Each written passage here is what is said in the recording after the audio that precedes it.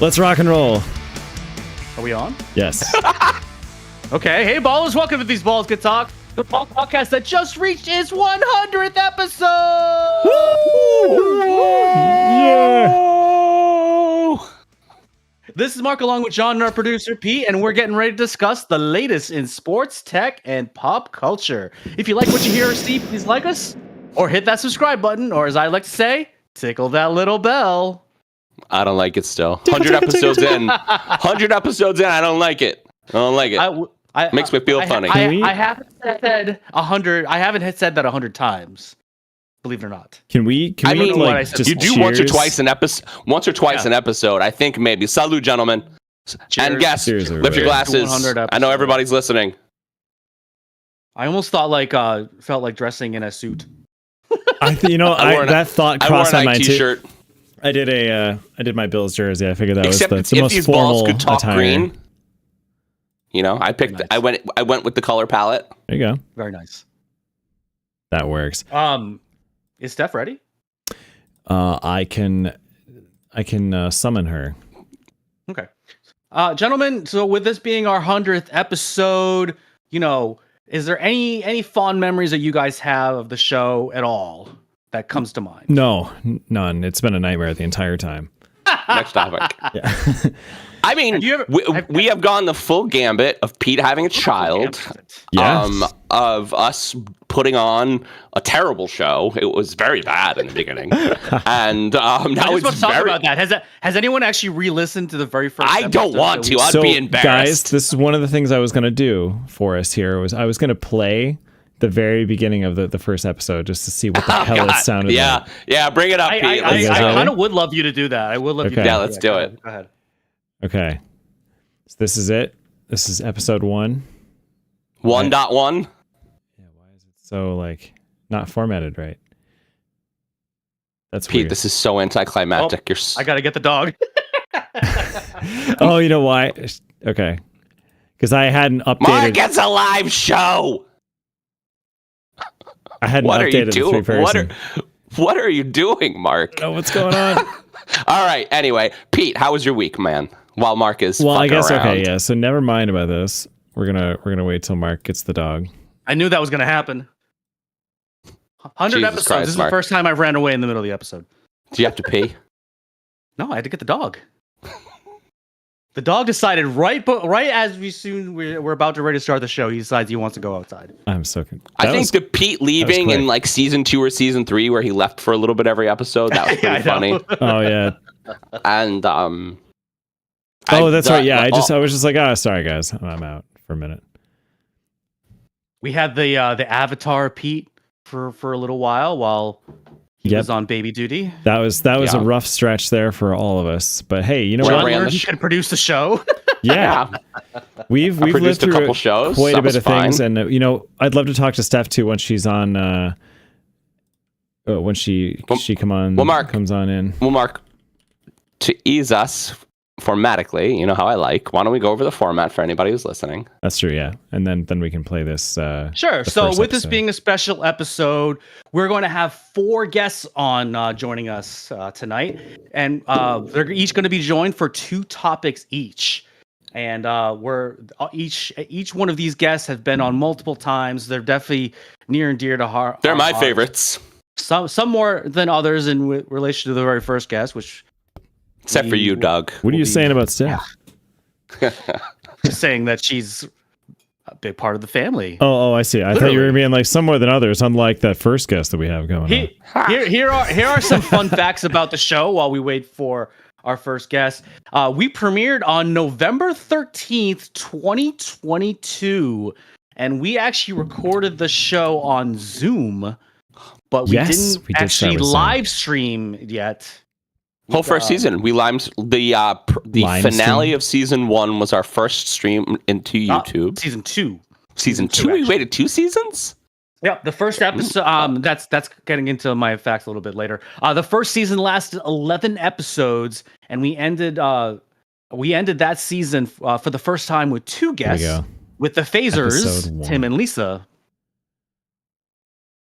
The first episode they ever live streamed was on May 18th, 2023. You guys think of who the guest was?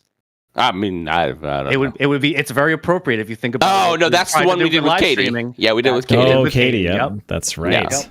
We gotta have her on again. Look at this well-designed website. So it's really very nice. How many crossover episodes have we done? So we've done a couple. We've done a couple with Katie where she was on our show. Well, technically, we've only done. Oh, you mean? And somewhere we were guests. Well, actually, yeah, that's true. We've only done one true crossover episode where the same show streamed on both of our platforms. We did one crossover episode once. We were on Katie's shows twice, which was really fun. I would love to do more shows. Jeff, who will be on later, Jeff, we'd love to do your show. So just let us know. That'd be a ton of fun. For me, not having to run the show and just shoot the shit and get drunk, that'd be amazing. Talk about football. Pete wants to talk about football fucking bad. I love talking about football. Don't worry, we'll talk about football. All right. Overall, believe it or not, these are real numbers. We've had 47 guests, discussed 888 topics. That is a truth fact. Wow. And we recorded 3,547 laughs. That last one may have been made up. Well, we gotta obviously make that higher.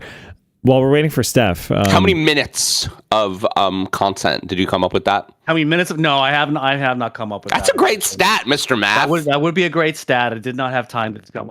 When I do the whole tease for this episode, which I'll probably turn into an ad as well. I'll figure out the. That's probably in the realm because every episode is about 2 hours, in the realm of 200 hours of content.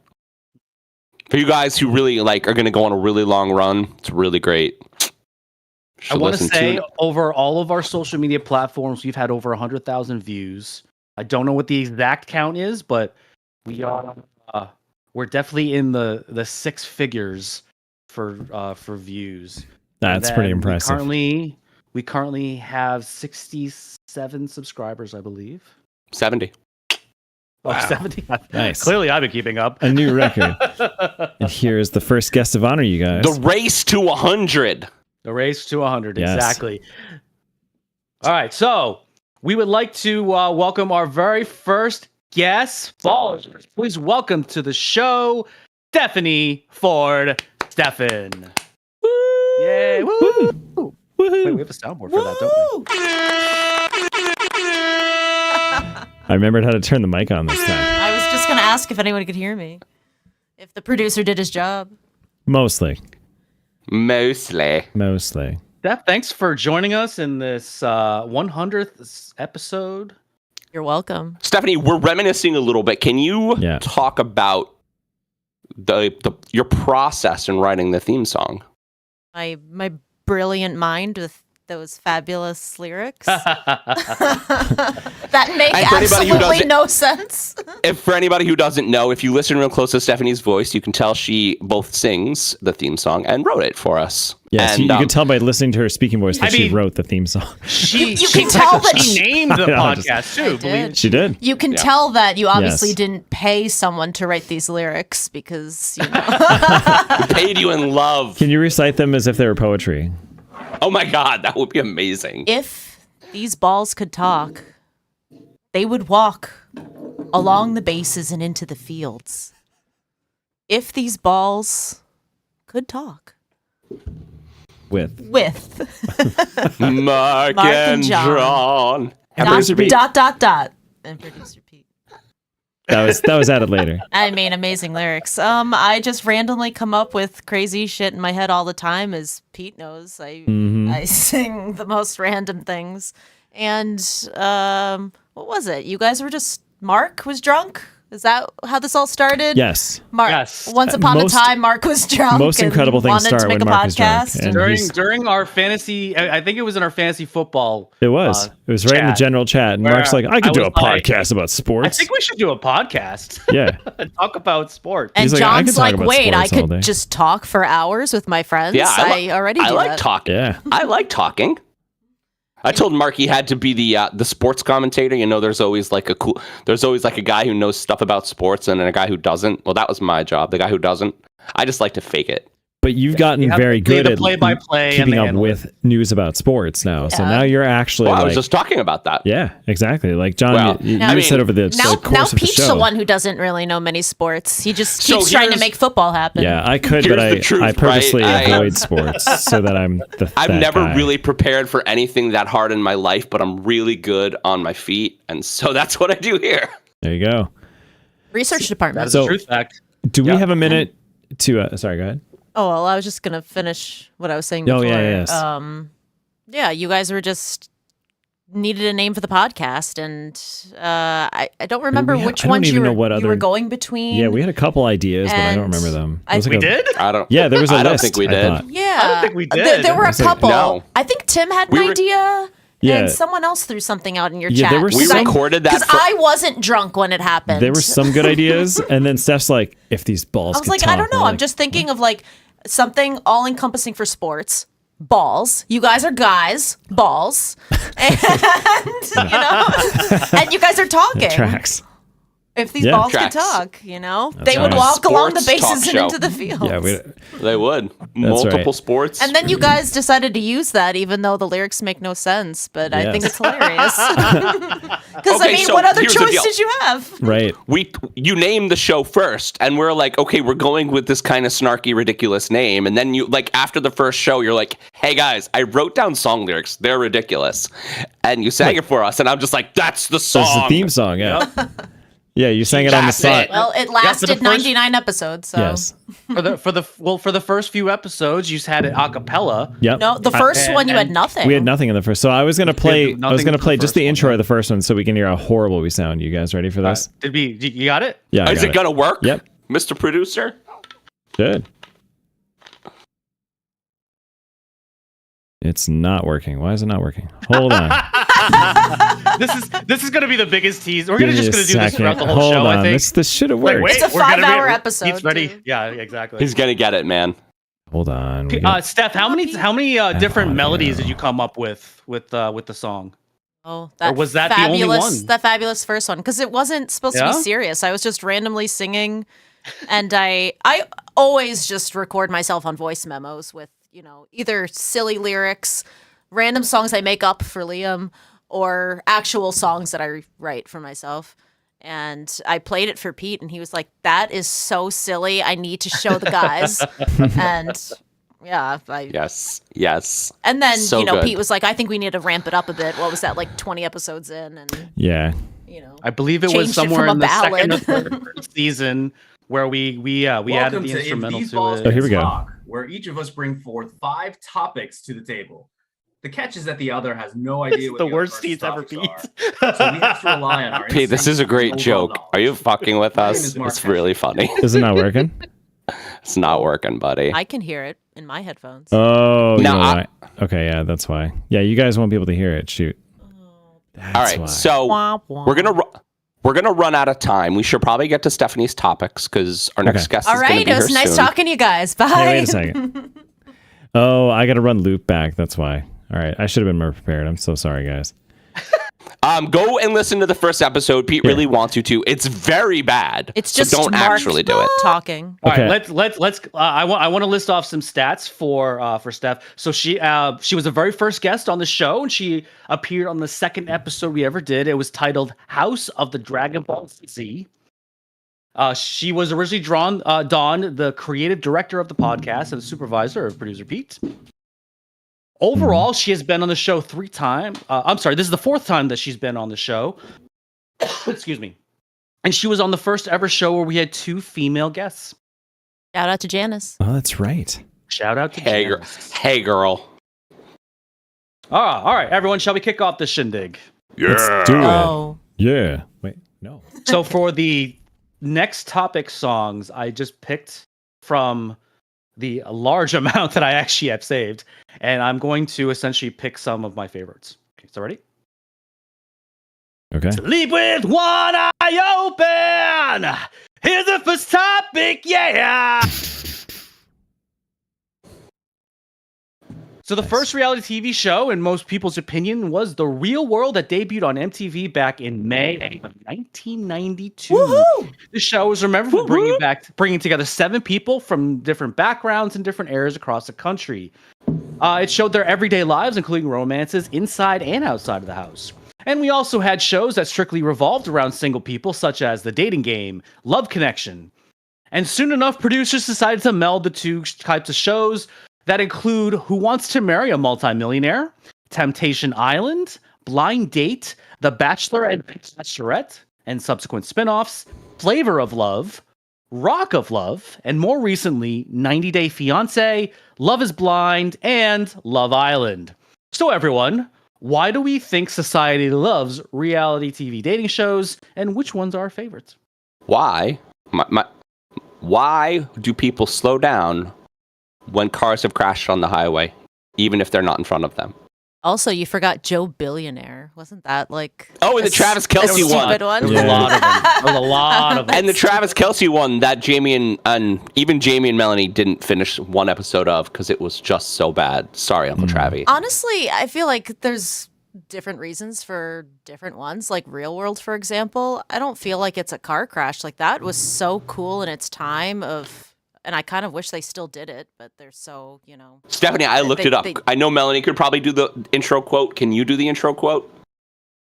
7 strangers picked to live in a house. Something close. start getting real. Have their lives taped. And start getting real. I don't know. Find out what stop happens. Being polite and start getting real. That's what it is. That's close. So I'm going to say, anyway, this is the story of 7 strangers picked to live in a house, work together, and have their lives taped to find out what happens when people stop being polite and start getting real. The real world. So between the 3 of you, you sort of got it. Yes. I'm sure Melanie would have.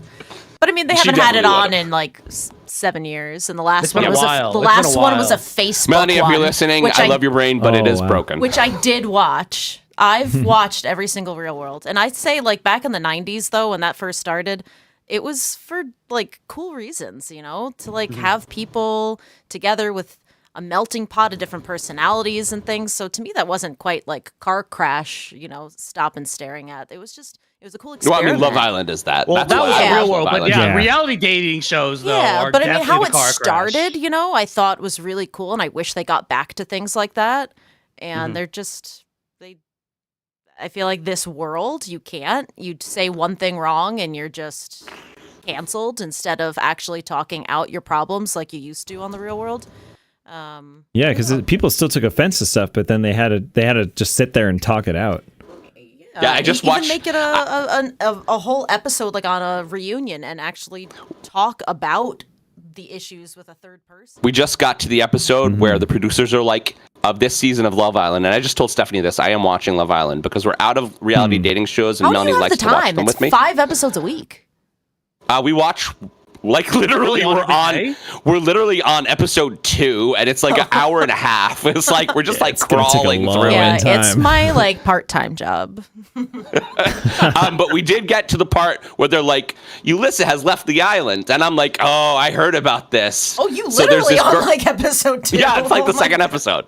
This girl who is on Love Island, apparently a number of years ago on a podcast, dropped the N-word with a hard R. And the people were a little upset about that, so they petitioned the producers, and they just took her off the island. And the people, just the weird part, the people who were in the mansion with her didn't even mention it. They're like, wonder where that bitch went. They didn't even say anything. Well, I'm sure they did. It just gets edited out, Yeah, they're probably not allowed. Right. But I don't know. I love. Did one of them really say, where did that bitch go? No, they didn't say anything. That was the weird fucking part. To me, reality TV is just a nice distraction to the fucking heaviness of the world. It's not like... I agree completely. I love watching dramas, but sometimes like Handmaid's Tale, that is still so close to like this horrible just shit going on in the world, and it's really scary. And I just like having reality TV. It's brainless. It's nice to be able to honestly do stuff I need to decompress with just being a mom and life. And it's nice to have shows where you don't really have to pay full attention. and also, like I said, just a distraction from shit. And I've been watching Love Island for, I don't know, since the beginning of USA. Yeah. And 2020, I started the UK one. Well, wasn't Love Island on CBS first? The USA one started the first 3 seasons on CBS, and then they pushed it to Peacock. Okay. It wasn't getting the viewership on CBS. It's not a CBS show. It's not, and also that's like Big Brother and Survivor are CBS, but not Love Island. Didn't it not even have like the same funny like color commentary guy from the UK? Right. It's like it didn't seem like it was the same show at first. Now UK it feels Love like Island, you can do a lot more stuff over there. A lot of butts on the UK one. A lot of butts. Yeah, Pete doesn't like it, but when he comes into the room, he sure has questions. And he's like, "Oh wait, is that the girl that did that?" And butts. I rank them on their hotness. That's too. a butt. That's a butt. All the Botox they've had. Or that, yeah. But I don't know. So do we have a favorite of all the fake? Do we have a favorite of all these? I guess shows? for me it depends because there's a reality competition and I have favorites in that. Reality dating, Love Island, I would say. I mean, I still watch Survivor. That's one of my favorites of competition. I used to love the Amazing ones on VH1. Like the Flavor of Love and Rock of Love with Flavor Flav and Bret Michaels, I think are definitely my all-time favorite dating shows. Mm-hmm. There's some I refuse to watch. Like John watched like Fuckboy Island or something. Only one episode until the moms. The moms are trying to do their sons. Until the moms like had a blind touch test, and one of the boys were their sons. Mel and I were like, nope, we're out. Done. She made it sound like you guys watched the whole series. Wow. Episode 1. We're Is just that like, why they never did a season 2 of that? That's probably why. So I don't watch every reality show. I'm out. To tie this a little bit to sports, didn't Terrell Owens, when he was on the Buffalo Bills, have a reality show of his like at his pad in Buffalo for that season? Wasn't T.O. What was it called? He was also on the challenge. All Stars. Not All Stars. It was like Stars versus All Stars. Yeah, Champs versus Stars. Champs versus Stars. And he got to a fight with CT. That's right. So actually, I will say Challenge is my favorite reality competition. I didn't realize how we just started the Snake on Peacock. Sorry, and what? that's Okay, really I don't fun. watch that shit. I don't know what that is. That's I it's one quality. of those. It's just another. Everything is essentially a lying game now. So it is a Traitors ripoff, but it's very good. It's brand new. Okay, it's like you lying snake. That No, guy. like yeah. Well, sort of. Anyway, final thoughts because we are at if you time. lose, you actually get bitten by a real snake. And someone text Jeff. Reality TV is good. Yeah, I'm on it. I like it. All I like right. it to guess. Mark, sing to us. Topic. It's next topic. It's about sports technology. From the minds of your hosts, it's something definitely worth to see. That was really good. I don't remember Nice. that one. All right. So, from one of Stephanie's favorite things to the other, Taylor Swift's boyfriend, Travis Kelce, is the co-founder of an NFL preseason program called Tight End University. It's about football, you guys. This past week, the program was held in Nashville, which along with the NFL programs included a charity concert with a really, really, really, really special guest. The Queen, Taylor Swift, proceeded to perform Shake It Off with Kane Brown in front of a small crowd with a borrowed guitar for a ticket price of $50. Wow. So can we expect more universe collisions from Taylor and Travis, especially as Travis's dream of fame starts to come to light? Also, do we think this was a planned appearance or something that was off the cuff?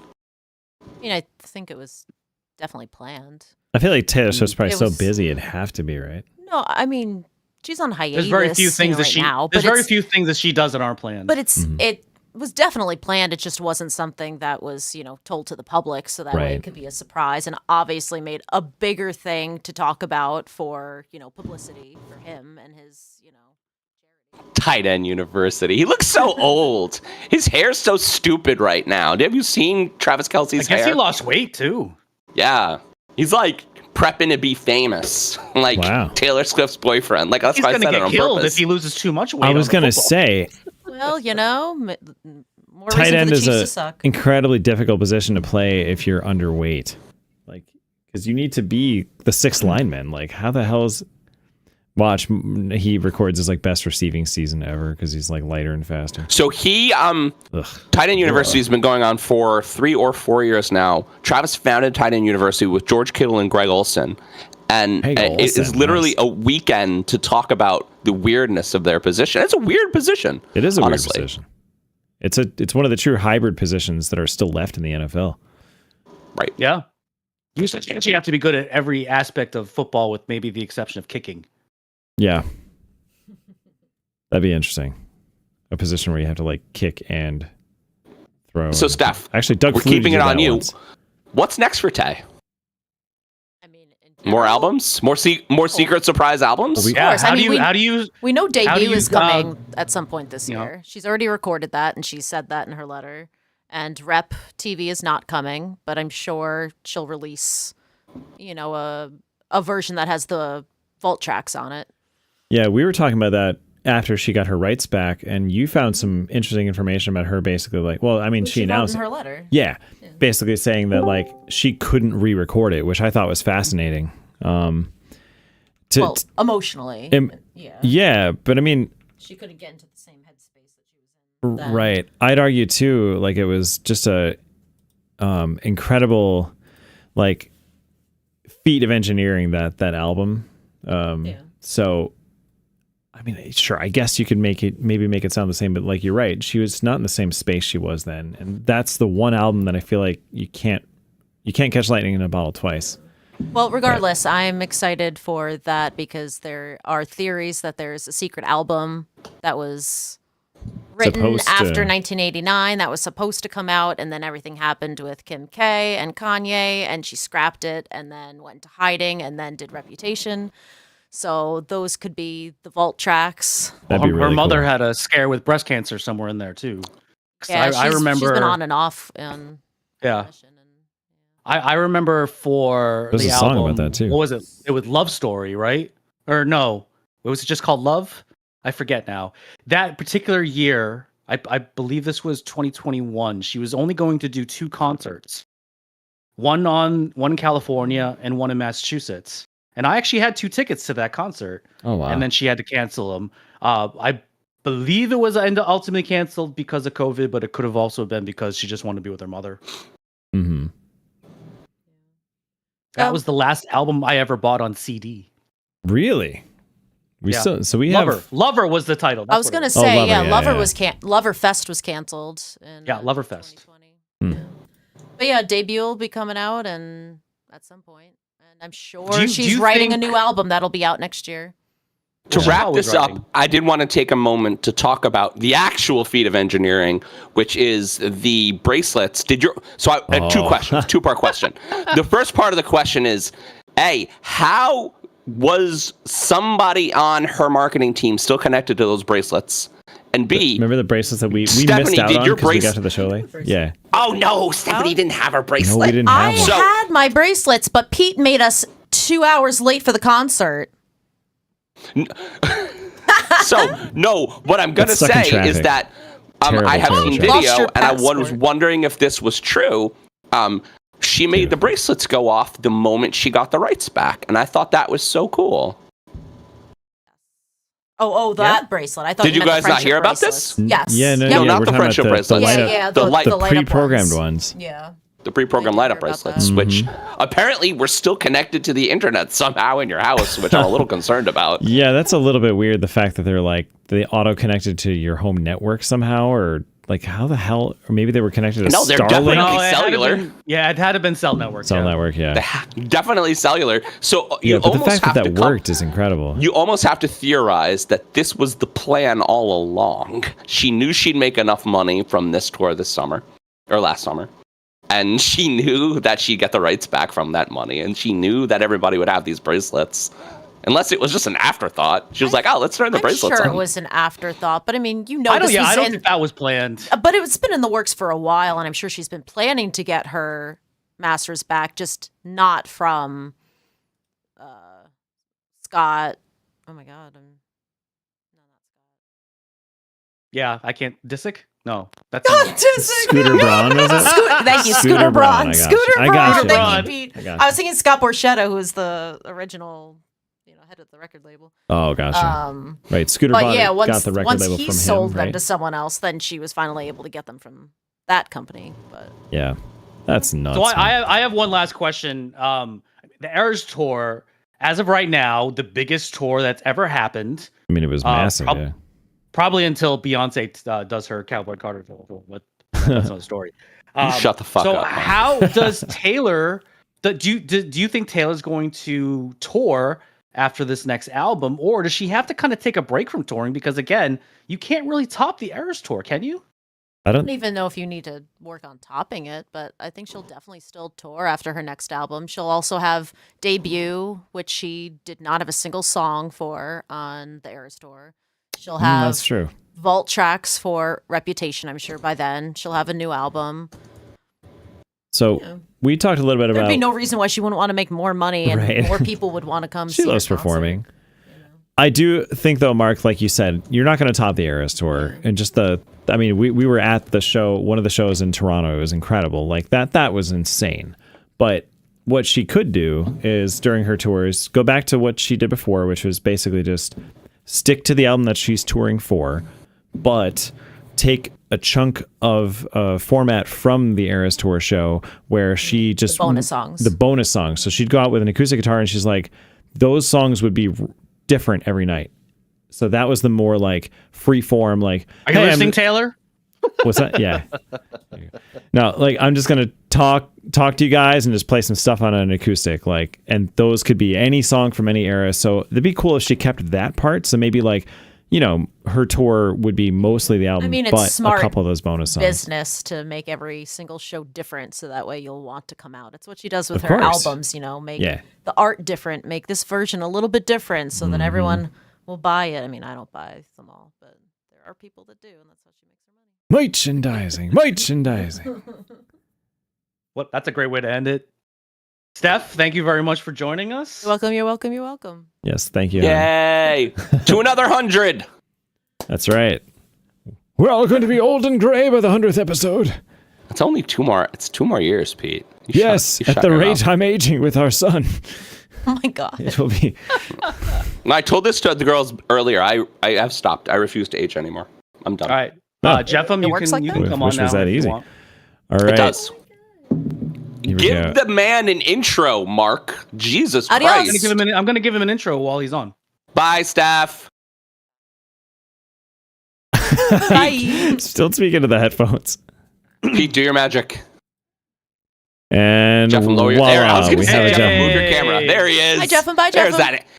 there's that handsome devil. Except I got to change our No, names around. Hold on. Yeah, Pete, let me know when the No, is this working? the template is ready. You're not Can you on hear your me? studio mic though, Jeff. You Holy got to switch fuck. your input source. Peter, Yo, what'd I do? you didn't turn Craig on. Oh no.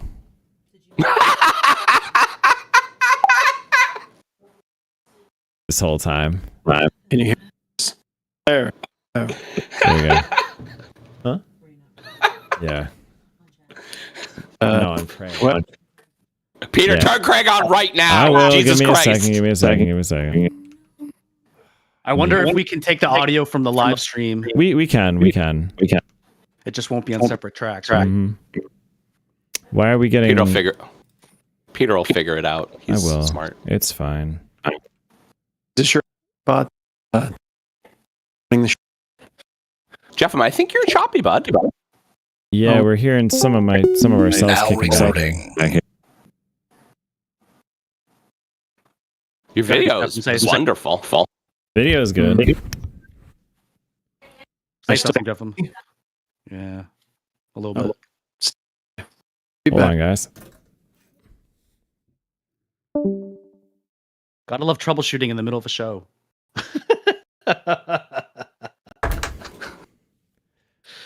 Well, that sucks. I'm so sorry.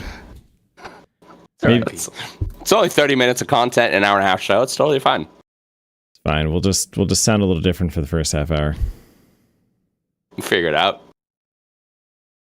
Pete, we could have definitely picked up on that beforehand as well. No, I also didn't notice, and I normally bug you. Yeah, normally you guys are pretty good at bugging me, and usually between me remembering and you guys bugging me, it happens. I was like so nervous on all the other parts of the show. I forgot the kind of important part there. Do you want another intro? Oh no, you'll get the intro from the recordings that you're gonna pull. That's fine. That makes sense. Yes. Jeffem, you're back. Do we have a Jeffem? Is it working? Ah, it's working much Yes, better. I can hear you much better That is now. Much better. All right. Okay. Pete, is the template ready? Good enough. I'm just throwing names around. All right, so I'll do the intro for Jeffem. So our next guest has been on the show the most times, with this being his overall 9th appearance. Ballers, please welcome to the show, Jeffem Pikars. There he is. What's up? Hello, fucker? gents. How Here are are you? some Have you fun bridges facts. Here are some Happy fun facts 100th about episode, Jeffem. gents. Wow, Yes. thank you. Thank you, sir. Cheers to 100. He wore a collared shirt for us and everything. I know. I know, he's so fancy. did. So here are some fun facts about Jeffem's appearances. His first appearance was on January 22nd, 2023 on an episode titled Giant Blue Balls. Guess what we talked about that show?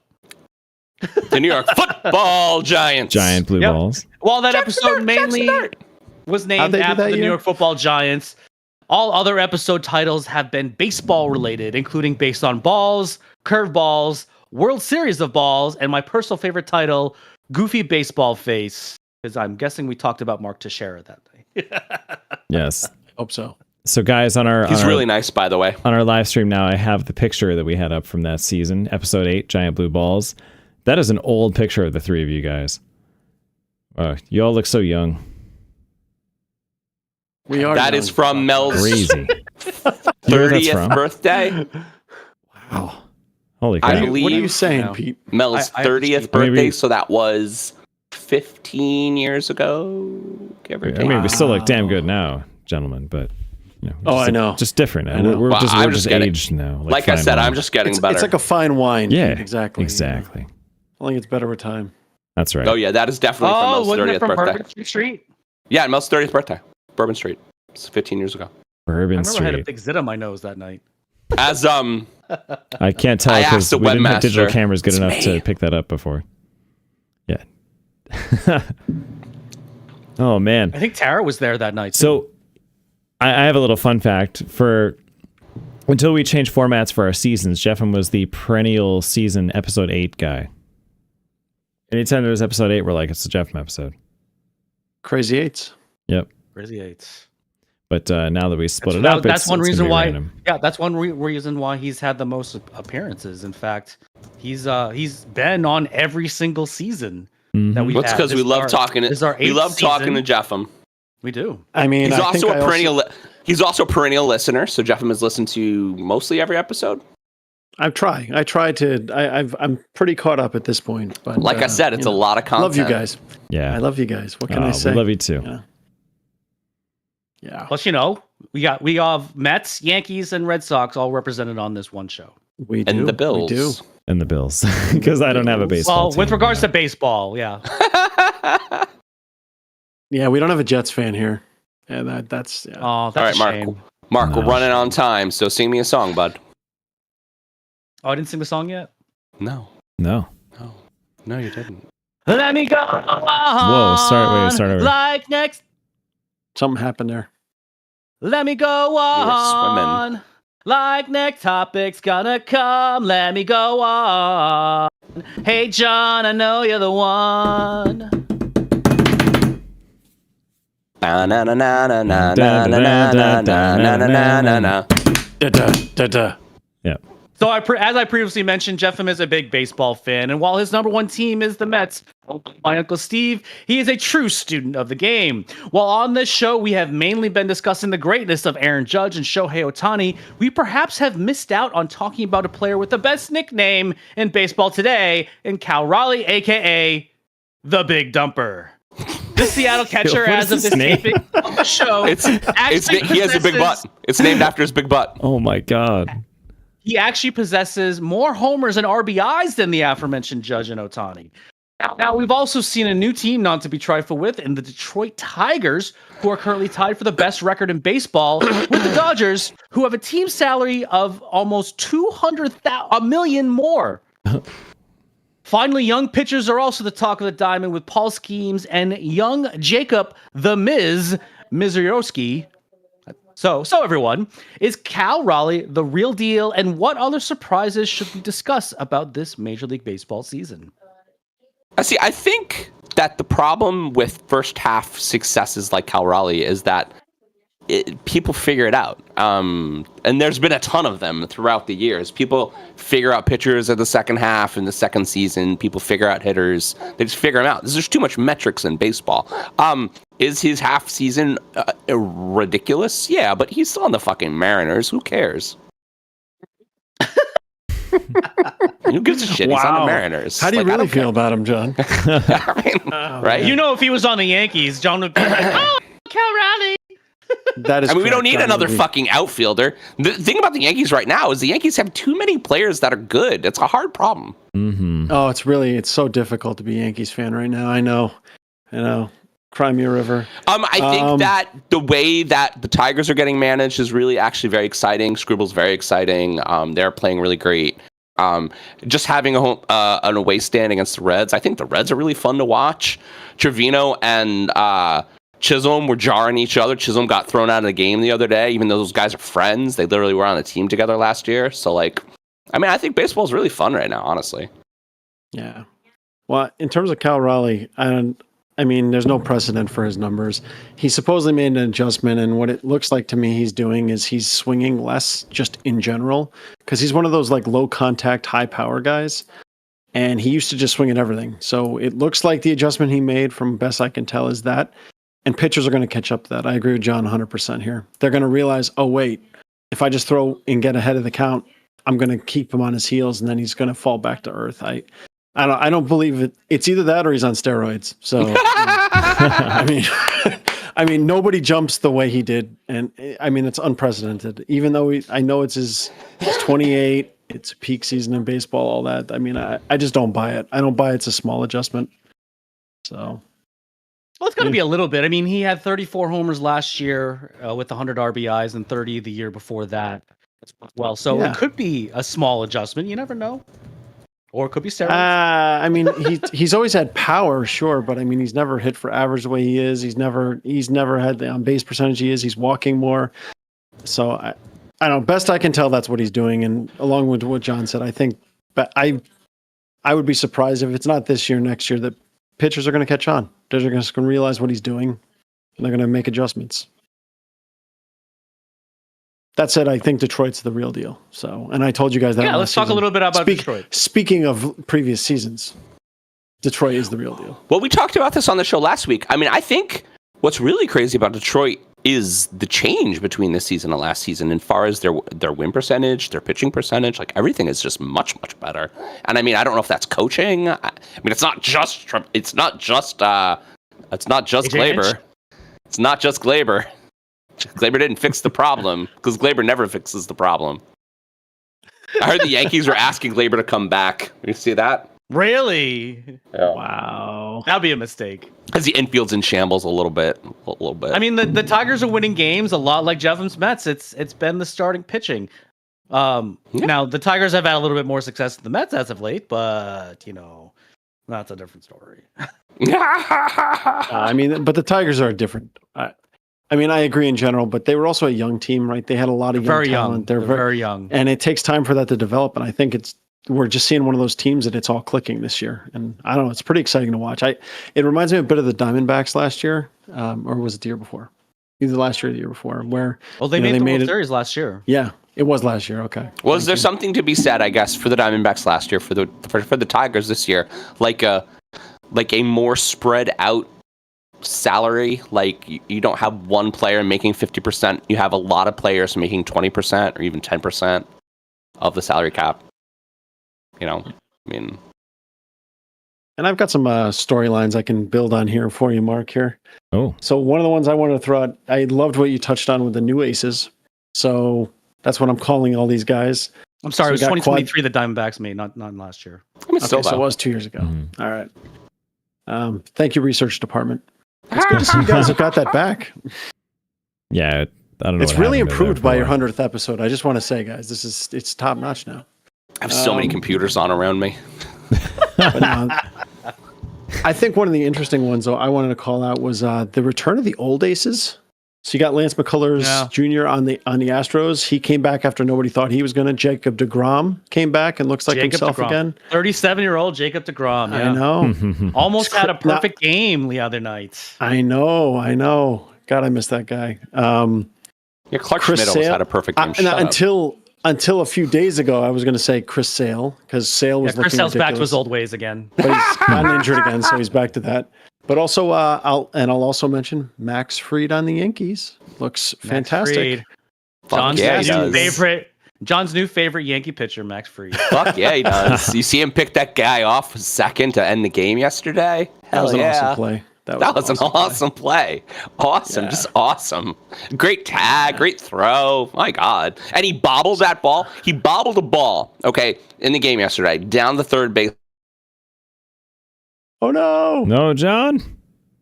John's frozen. You talk too much about the Yankees, John, and then the internet wanted to stop you. I love the frame he's frozen on, too. Yeah, it's really good. He looks so crazy. All right, John, you're back. We lost, you froze. We lost you for a while there. You're back, John. I was telling a Max Fried story. Did you hear it? No, you got stuck like this. We saw you make a funny face, though, yeah. Yeah, it was really funny. Like, and another thing. You're just frozen like that. It was amazing. Oh no, we got it. Is he frozen again? He's frozen again? Oh, John might have to restart. This is the 100th episode of Gremlins, ladies and gentlemen. I just heard his audio. He's back John, again. You need to restart. No, I need to tell the girls to stop streaming, which I'm going to do right now. So I think this is my hot take, and it may not happen this year, but I think it's definitely going to happen next year. Paul Skeens is going to leave the Pirates. He is way too good for that team, and they have just been fucking up his stars, especially as of late. Because the Pirates apparently they look like a little league team playing defense right now. Yeah, They've made so many errors. The Pirates are the worst team in baseball, other than Paul Skeens, aka Kenny Powers. No, I agree, Mark. I think he's going to get traded. I think someone's going to grab him up, and the Pirates will get back a ton of talent. He's going to get sick of being on the Pirates because he's having essentially like a King Felix year right now. I think he's a 500, but he's still got an ERA in the low twos. It may have gone up recently. Great reference, Mark. King Felix. Yes. I missed that guy. So I saw a stat yesterday that the Yankees are ridiculous. Max Fried has an ERA that is either in the low twos or under 2. I think it's in the low twos right now. Damn. And, no, I believe it's under 2 now. 1.92. Wow. Yeah. But they're scoring 7 runs a game for him, and they're not for all their bad pitchers like Will Warren and Clark Schmidt. So it's like reverse Pedro Martinez. It's like reverse Pedro Martinez. They don't need to score the runs, but they are because they're feeling really confident. I would also like to call out John. Although Fried is doing very well, he does not lead your team in strikeouts. No, he doesn't. That's Mr. Really Janitor. It's Mr. Janitor himself. Rodon has become completely fine. He gets to play now. I've decided. I called the guys. He's good to go. He's having a good year. Gil's coming back. What's it face? Apparently, I heard another story the other day that what's his face? I have my brain. Never mind. I'm bad at storytelling. I think I'm too. That's good because we're out of time anyway. I was going to say, Mark. All right, the only team I got for you. Go. I was just going to add to it the Cubbies. The Cubbies look great this year, and I don't know. I think that's pretty surprising. They, coming off a number of bad years there, they didn't look that bad last year, but they look awesome this year. I heard something on one of the sports shows. Kyle Tucker, who they got from the Astros, is having a hell of a year. And someone is projecting him to be a $400 million free agent next year. Wow. So he'll be on the Yankees or the Mets. That'll be great. I'm excited. Oh, and very confused. I'm sorry, Mark. I haven't gotten a chance to rib you about this on the show. So I don't want to talk about the Red Sox. Get away without talking about the Red Sox continuing their trend of trading away any decent established talent. We talked about it last week. For a bag of balls. Oh, I heard. Bag of balls. Go, though. Yeah, bag of balls. Yikes. Yeah. Yeah. I'm sorry, People Mark. are saying know that the what- Giants are instantly a contender with Mark's previously best player, Rafael Devers. Yeah. Yeah. All right. Anyway, sing me a song, Mark. It's all good. The Mark has checked out. He doesn't want to talk to us anymore. I'm not can't checked do it. out. You can't do it. I'm still waiting. Stop on real estating. You're doing a live can't. broadcast. Something ends like before the show ends that I have to get this done. All right. Let's see. Mark's Where'd I work go? is never done. I like the way you work it. Next topic. I got to bag it up. I like the way you work it. Next topic. I got to bag it up. Hey yo, hey yo, hey yo, hey yo, hey yo. Girl looks good now. Fuck is Yeah. going on with my computer? Jesus Christ. I don't know, Just man. log me out. Just logging me out of shit. Well, in classic John fashion, we're going to talk about the Yankees. So, the Careful, Baby the internet Bombers. shut you down Didn't last time you expect that tried at all. that. The Baby Bombers, especially Ben Rice and JC Escarra, are part of the reason that even during this current June swoon, they're still in the first in the American League East. Rice is having a fantastic offensive season and is currently ninth in the stat that I had to look up, XWOBA, which is apparently well-hit balls. However, Big G, Giancarlo Stanton is back in the lineup this weekend with Paul Goldschmidt being the actual second-best hitter currently on the Yankees. The Yankees have a tough decision to make. So, how does Ben Rice fit in the Yankee infield? Does he back up Goldschmidt, Austin Wells, or both? And how can a rookie make headway on a team even after a great first half when they're so far down the seniority chart? Hold on 1 second. Jeff Stoltzfus, don't get on camera yet. No, don't worry. I'm handling it. Okay. You two talk. You guys talk. John just always wants to talk about the Yankees and Ben Rice. Fuck yeah, especially Ben How Rice. He's the next big thing. Ben Aros. I mean, John, you ask us the question, but you know you want to answer, so go ahead. No, you guys tell me what you. No, I am actually very curious about the rookie question, and I think it's worth talking about that Ben Rice had essentially a top 30 hitting year, and he's going to get benched. He's going to get benched. There's no place for him because G has to play. G's $1 billion. He's a $30 million guy, so G has to play DH. Paul Goldschmidt is having a complete resurgence here, and I mean, he played catcher once or twice, but Austin Wells is a great catcher, and JC Escarra is having a great year, and JC Escarra is actually the best defensive catcher on the Yankees. So where does Ben Rice fit? I mean, how has Ben Rice been hitting? Wonderfully. Ben Really Rice is well. literally Wonderfully. Okay. Ben Rice is a top 30 hitter in the MLB right now. He has like 20 home runs. He has like 40 RBIs. And essentially, I saw a stat that compares him to sophomore season Aaron Judge, and it's the same. It's the same stats as sophomore season Aaron Judge. And who's your outfield right now? Judge, Cody, and Dominguez, some other guys. So Don't could he forget play Trent left Grisham. Some field? other guys. Yeah, Trent Grisham. Theoretically, by the way, anybody John- can play left field. Exactly. Who, Why by not the way, put Ben John, Rice in left Trent field? Grisham is actually your second best hitter on the Yankees. No, Paul right Goldschmidt is. He's top 10. Top 10 in the MLB. No. And I loved your use of the advanced stat there. Well done, John. XWOBA, baby. Hard hit balls. Wow. I would just like to call out that if this was a standard Jeff M episode, I believe this would be called Well Hit Balls. So thank you for that, John. Yeah. If this was not the 100th episode. No, this is already called Centennial Balls, but I Yes. really do enjoy that. But that stat aside, which I was waiting for Mark to just rag on that stat. He loves to rag on the advanced stats, but Oh no, I like I the mean- advanced stats, but there's some that I don't like WAR. Like, come on. Wait, what's the just WAR a stupid stat? Wins WAR? above replacement. Wins It is above- Oh, yeah, essentially, yeah. No, that's a it great is essentially a value stat for MLB players. Stupid It's a stat. good stat. No, that the Stupid NHL uses that too. I firmly am in that category. Go yeah, I think WAR is a good stat too. go But, analytics. I don't know, John. But I would say this is a good problem to have, right? I mean, that's Deep. We're think most deep teams as would- hell right now. and Deep as hell. I don't know. My experience in baseball is always these situations tend to work themselves out. So that said, I don't know how you sit a player that's playing as well as he is, and if you send him down, you risk blowing his confidence. I mean, I don't know. Yeah, It's yeah. an interesting dilemma. You just fire Stanton. That's what you gotta do. No, you can't. G was essentially the playoff MVP last year. G was a rock was. in the playoffs. Who would you rather have on the team, Giancarlo Stanton or Ben Rice?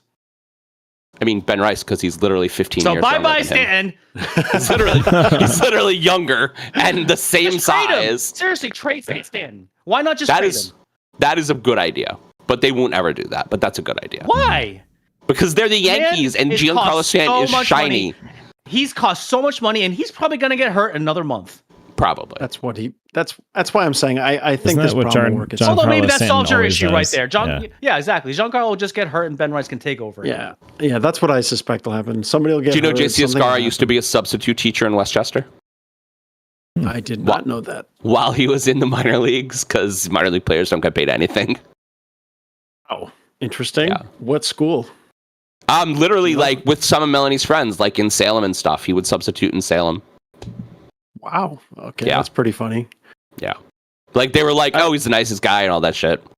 Yeah. Hey, Amy. John, I just feel like this category is your chance to brag about how good the Yankees are right now. Because you're saying, oh, we have this Obviously. problem. We have too many good hitters. It really it's terrible.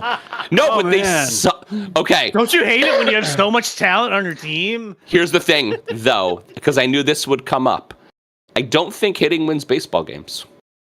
The Yankees, 'Cause while they Yankees had that have for the last 18,000 years. very deep hitting team, they're scoring a ton of runs. They have like Not lately. three hitters in the top 30 of MLB offensive statistics, 3 or 4 of them. They probably lost 3/4 of the games in June because Yeah. their pitching sucks. Hey, You man, can't- And they this- haven't really been hitting. Hey, don't worry, man. You're Aaron getting Judge is Stroh no show longer back near soon. 400 anymore. The Stroh show comes back in a week or two. You guys are good to go, man. Well, Gil Marcus says Stroman, Gil the says shortest he's ready. man in MLB. Gil says he's ready though. Is he really? So, How tall is yeah. he actually? He's 5'7". Wow. Yeah, he is. He's tiny. He's very good at He's baseball. listed at 5'7". Yeah, Yeah, right. That's usually adding a couple inches. But I'm just saying. Well, I mean, don't- John, you don't do we have all? though. Your pitchers, Fried and Rodon, are legitimate. I mean, you've got a legitimate. They are 1 and definitely 2. legitimate. So But you I can't, feel like you're really if you win playing two down. if you win 2 games a week, you're a losing team. Sorry. And we do because Will Warren and Clark Schmidt are garbage men. So wait, I'm threading together now. I don't know if you're catching this, Mark and Pete, but I'm threading together what you were doing, John. Right? So we were just talking about Paul Skeens getting traded probably off the Pirates, and the Yankees need a yeah, okay, I see what's going on here. Would I appreciate Paul Skeens or any other top pitcher because I was going into this season thinking we'd have Garrett Cole, Max Fried, and Carlos Rodon, and now we don't. We only have 2 of them. I would like 3 of them. Well, I was reading, I mean, there's some wacky trades you might be able to pull off. I mean, there's a good shot that the Braves would be willing to trade, for example, Sale. And the Yankees have the money to There take you him go. on. You could have the market on all the lefties, John. That is I true. love- Hey, I love lefties. I love hear lamp- Randy and Johnson is lefties. available. left-handed pitching wins World Series, man. That's a thing. You know what I was surprised to see at the end of this topic? That the Cuban sensation Aldous Chapman is a Red Sox, which is very odd. He is. I didn't know I he think was it on the Red hurts. Sox. I think it hurts It's got me a little like- bit. He's got like a dozen saves or something like 14. that. Too. Like 14, I just looked it up. 14. Yeah, he wasn't supposed to be the closer, and Yeah, because he's washed up, and apparently he's on but bust now, and he's still- not. yeah. He's actually Still having one throws- of his better years. Still throws over 100, like just is a crazy wife-beating Cuban. Yes, he is. Yes. So, is that the Red Sox? Is that the Red Sox strategy this year, Mark? Is it to trade away your good players and pick up these formerly washed-up players that are just terrible human beings? You Is that the know, plan? the whole thing with Devers, it's like they just didn't want to deal with a child with a poopy diaper, so they just sent him off. Like that's essentially what they just did. Devers had a bad attitude, but he was still producing. Why would you trade away a guy that was producing and in like the top like 20 in all just about every single offensive category? Literally the day With a after terrible April. Literally the day after he put a dagger in the best team in baseball in New York or in the American League, New York Yankees. He literally was like, "Oh, I'm gonna hit a home run. Yeah, right at the end of the game. Yeah, fuck you." I think that was the difference of the game too. Like It was. It won the game. All right. So I'll bring it back around to actually, John, I do think that's what the Yankees are going to do because it follows your old strategy. So I saw Sale dominated your team the other day. So now, even though Exactly. he's Now hurt, they you'll go want and him. trade for him. Yeah, you'll want Probably. him. So Probably. that's what's going to happen. I'm predicting it now. I'm calling it for the 100th episode. Sale will be a New York Yankee. Baby Steinbrenner is just not George. And it's been the problem for the last 15 years. He's just not George. He makes bad choices. He has a bad baseball mind. He doesn't spend the money right. It hasn't been the same, and it makes me sad. I don't know where you're going to get the pitching from otherwise. The only other spot is the Rangers still think they're contenders, but they have a lot of good pitching. I don't know if they're willing to trade any of it away. So I would like don't know to what's just gonna go come from. back. In the last 15 seconds, John went to the best team in the AL to the Yankees are bad. I He didn't say literally that. just did that in a span of 15 seconds. I didn't hear him say the Yankees are Play it bad. back. Play it back. I honestly don't see the Yankees making a lot of big defensive moves at all because Gil is going to come back, and I think a rested Gil is going to be very good. Then we have three and a half good pitchers with a very, very good offense. I think they sit pretty, honestly. Okay, so now I will call you out, John, because you're right, Mark. Now we're catching you. Because a minute ago you were going, well, hitting doesn't win baseball games, so I don't know what's going to happen to the Yankees. I But now did you're hear like, this well, too, actually, yeah, the guys. pitching's coming back good Listen, guys. as well. So we're just awesome. I don't Listen, really even know guys. why we're talking about Fuck this. you. We're out of time. Oh man, I was just gonna say. That's a we're great way to actually end it. No, we are. Jeffem, thank you very much for joining us, pal. It was, Yes. it was great. Thank All you right, for Always joining a us. pleasure. It's always a pleasure. Happy 100th, boys. And here's We to miss 100. you. Yes. Thanks, Miss Jeff. you too, Later, babe. boys. I'll have to get you back soon. All right, Mr. Stoltzfus, you can join us now. All right, let me unmute him. Boop boop boop boop boop. There we There go. he is. Hey, sexy. What up? But hold on, I gotta Wearing change. his Eagles hat. I gotta change the name from Jeffem to Jeff. Yeah, it's a long A drive. lot of change. That's a big letters to change. change there. Okay, done. Sorry to Jeff that I dropped in accidentally. It's all good. No, So no, our you next were guest- good. So our next guest is the phenomenal host of the YouTube sensation Shut Up Football. Shut up, Please football. welcome to the Football. show, Jeff Stoltzfus. Hey guys, what's going on? Hello. Hey. Welcome to our 100th Happy episode. 100th. Thank you. Thanks, dude. Does it feel like you just started like last week, No. It Kind does. of. I swear. It does. or does it feel Hey, like Pete, you're you 100 ready years to- in? Yeah. Pete, you ready to play that first episode again? Yeah. No, well, but the problem is you guys won't hear it unless everybody be quiet. Then I can play it because otherwise you're going to hear yourselves echo, Echo, echo. and that's going to be bad. Echo. Are you ready for this? This is how we sounded in the first episode. And with me is my brother from another Italian mother, John Campania. What's going on, John? Hey, Mark, what's going on? You ready to do this? No, I am Well, drinking we're- though, Mark. What are you drinking? Oh yes, we are each drinking. We have a drink in our hand. I am drinking scotch. John, what It's are a you? healthy pour right there. Wow. I'm drinking a Southern Tier Double X Haze. Southern Tier has not paid for this podcast. Yeah, seriously, we're trying for sponsorship. I think. I think that's enough. I was just about to say that's probably enough. So, guys, we went from those kind of humble beginnings to Steph singing the theme song a cappella to like, let's make this a fucking rock song, and You're a fucking rock The rest song, is Pete. history. And they're like, let's live stream this on YouTube, and then I'm like, let's live stream this in 4K, and then it's like, let's build a website and social media platform and all this stuff for our 70 subscribers. Because you know what, we love doing this for ourselves. And Absolutely. like I said on the very first episode that we had Jeff Stoltzfus on, it was season 2, episode 6. I looked it up. Them's the shakes. That's the some of the that's the fun facts that I was gonna. His And first it caught appearance on. was on. His first Apparently. appearance was on April 9th, 2023 on Yep. the episode titled "Them's the Shaky Balls." Them's the shake. That's how I Yeah. found it. I'm like, oh my god, we named the episode that. That's all I hear these days with the kids between the Skibbities and the Ohios. It's them's the shakes. I mean, I try to stay Between the humble skips. after starting the most. you getting residuals This is from that his- yet, or This is his hopefully, 6th they're in the overall pipeline. appearance It's gonna be a on the t-shirt. show, Right. and we officially unveiled the spinning wheel on episode 7 I'm sorry, season 7, episode 1, titled "Official Balls." That's right. Yeah, so we had a lot of firsts with Jeff. Do you remember here. the spinning wheel, John? Oh, before we went digital, It was the an actual spinning wheel. manual spinning wheel. Yeah. The physical spinning wheel. That was That's that. right. But that digital was better. But that was bad. Yeah. It was very bad. I like the wheel. So this was the episode. I back liked in- the confusion and chaos the wheel caused. It was fun. Yes. So, That's true.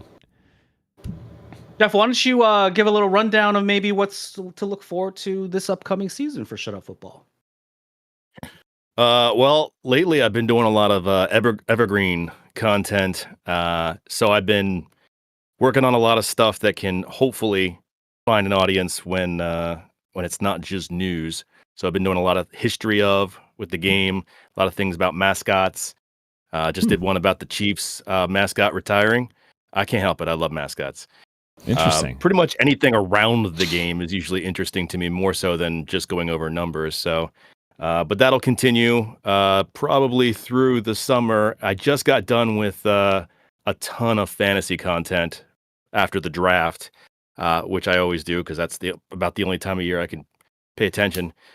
And then it'll go back to the roast, which is my usual shtick during the actual season. Nice. So Jackson Dart. I'm gonna have to ask you what of the like 10,000 really talented running backs should I draft this season for our dynasty team? Devin Singletary. I think I don't know rookies. Oh, you want rookies? It's a dynasty let me give league. you- That's all that's there. Everybody's got everybody I know, else. but I'm in your league. I can't give you good intel. I know. Yeah. I know. Besides, I'm going to win again. So. I was. I'd get It away was with worth something, a didn't ya? shot. I'm in a league. I'm in a league with Dylan with, Sampson. Go get Dylan Sampson. Yeah. So like, guys, I'm in a league with these three, and it's like they're all way more sports oriented than I am. I try. I had a good run. I got to a Oh, championship shut up, once. Pete. but- You know so much about football. Pete's the guy Sometimes. who like drafted friggin' Mahomes on a. He was like, I think Mahomes and Patrick Mahomes is Kamara. going to be the guy. Mahomes and in Kamara the in same season, back-to-back yeah. picks. Shut the fuck up. But yeah, Shut the fuck up. well, You don't know anything those about days football. are gone. Mahomes is not It the would same, help and if you were Kamara's to gone. show up for the draft, though. Yeah, I've had a history of that not always being the case. Jordy Mark Sanchez, baby. This year I'll be there. Be better, Pete. Just be better. Yeah, All right, Yeah, Mark, sing me a song. Do we have a date and time for the draft this year? It's always Labor Day weekend. It's the end of August. Okay. Also, no one on this show cares about that, Mark. Get to the content, man. Just saying it now. Even people Did who I do like a song fantasy. yet? I haven't done a song yet, right? I see you driving around town with the sport I love. I'm like, the next topic. I guess the last topic just wasn't enough. I'm like, next topic. Yes, the next topic. Yeah. little CeeLo Green really- there. Wow. So we are all now highly invested in NFL football between our two shows and the many years of fantasy football under our belts, as you clearly saw. The greatness that is the NFL also has the world talking about it all the time, including during the offseason, and this particular offseason has been no different. From the end of last year, we saw John's favorite garbage human decide that this may be his last season with the Steelers. Teams like the Bears, Commanders, and Patriots have invested heavily in their second-year quarterbacks. The Giants building a much-anticipated formidable defense. The Browns deciding they just want to field all of the available quarterbacks on their team. And the son of Primetime, who lately doesn't think the rules of the road apply to him. And finally, you have the Ravens and Bills feeling this may be a make-or-break year to finally defeat the Chiefs. It'd be nice. So, everyone, what storyline are we most looking forward to playing out this season, and who are our way too early Super Bowl picks?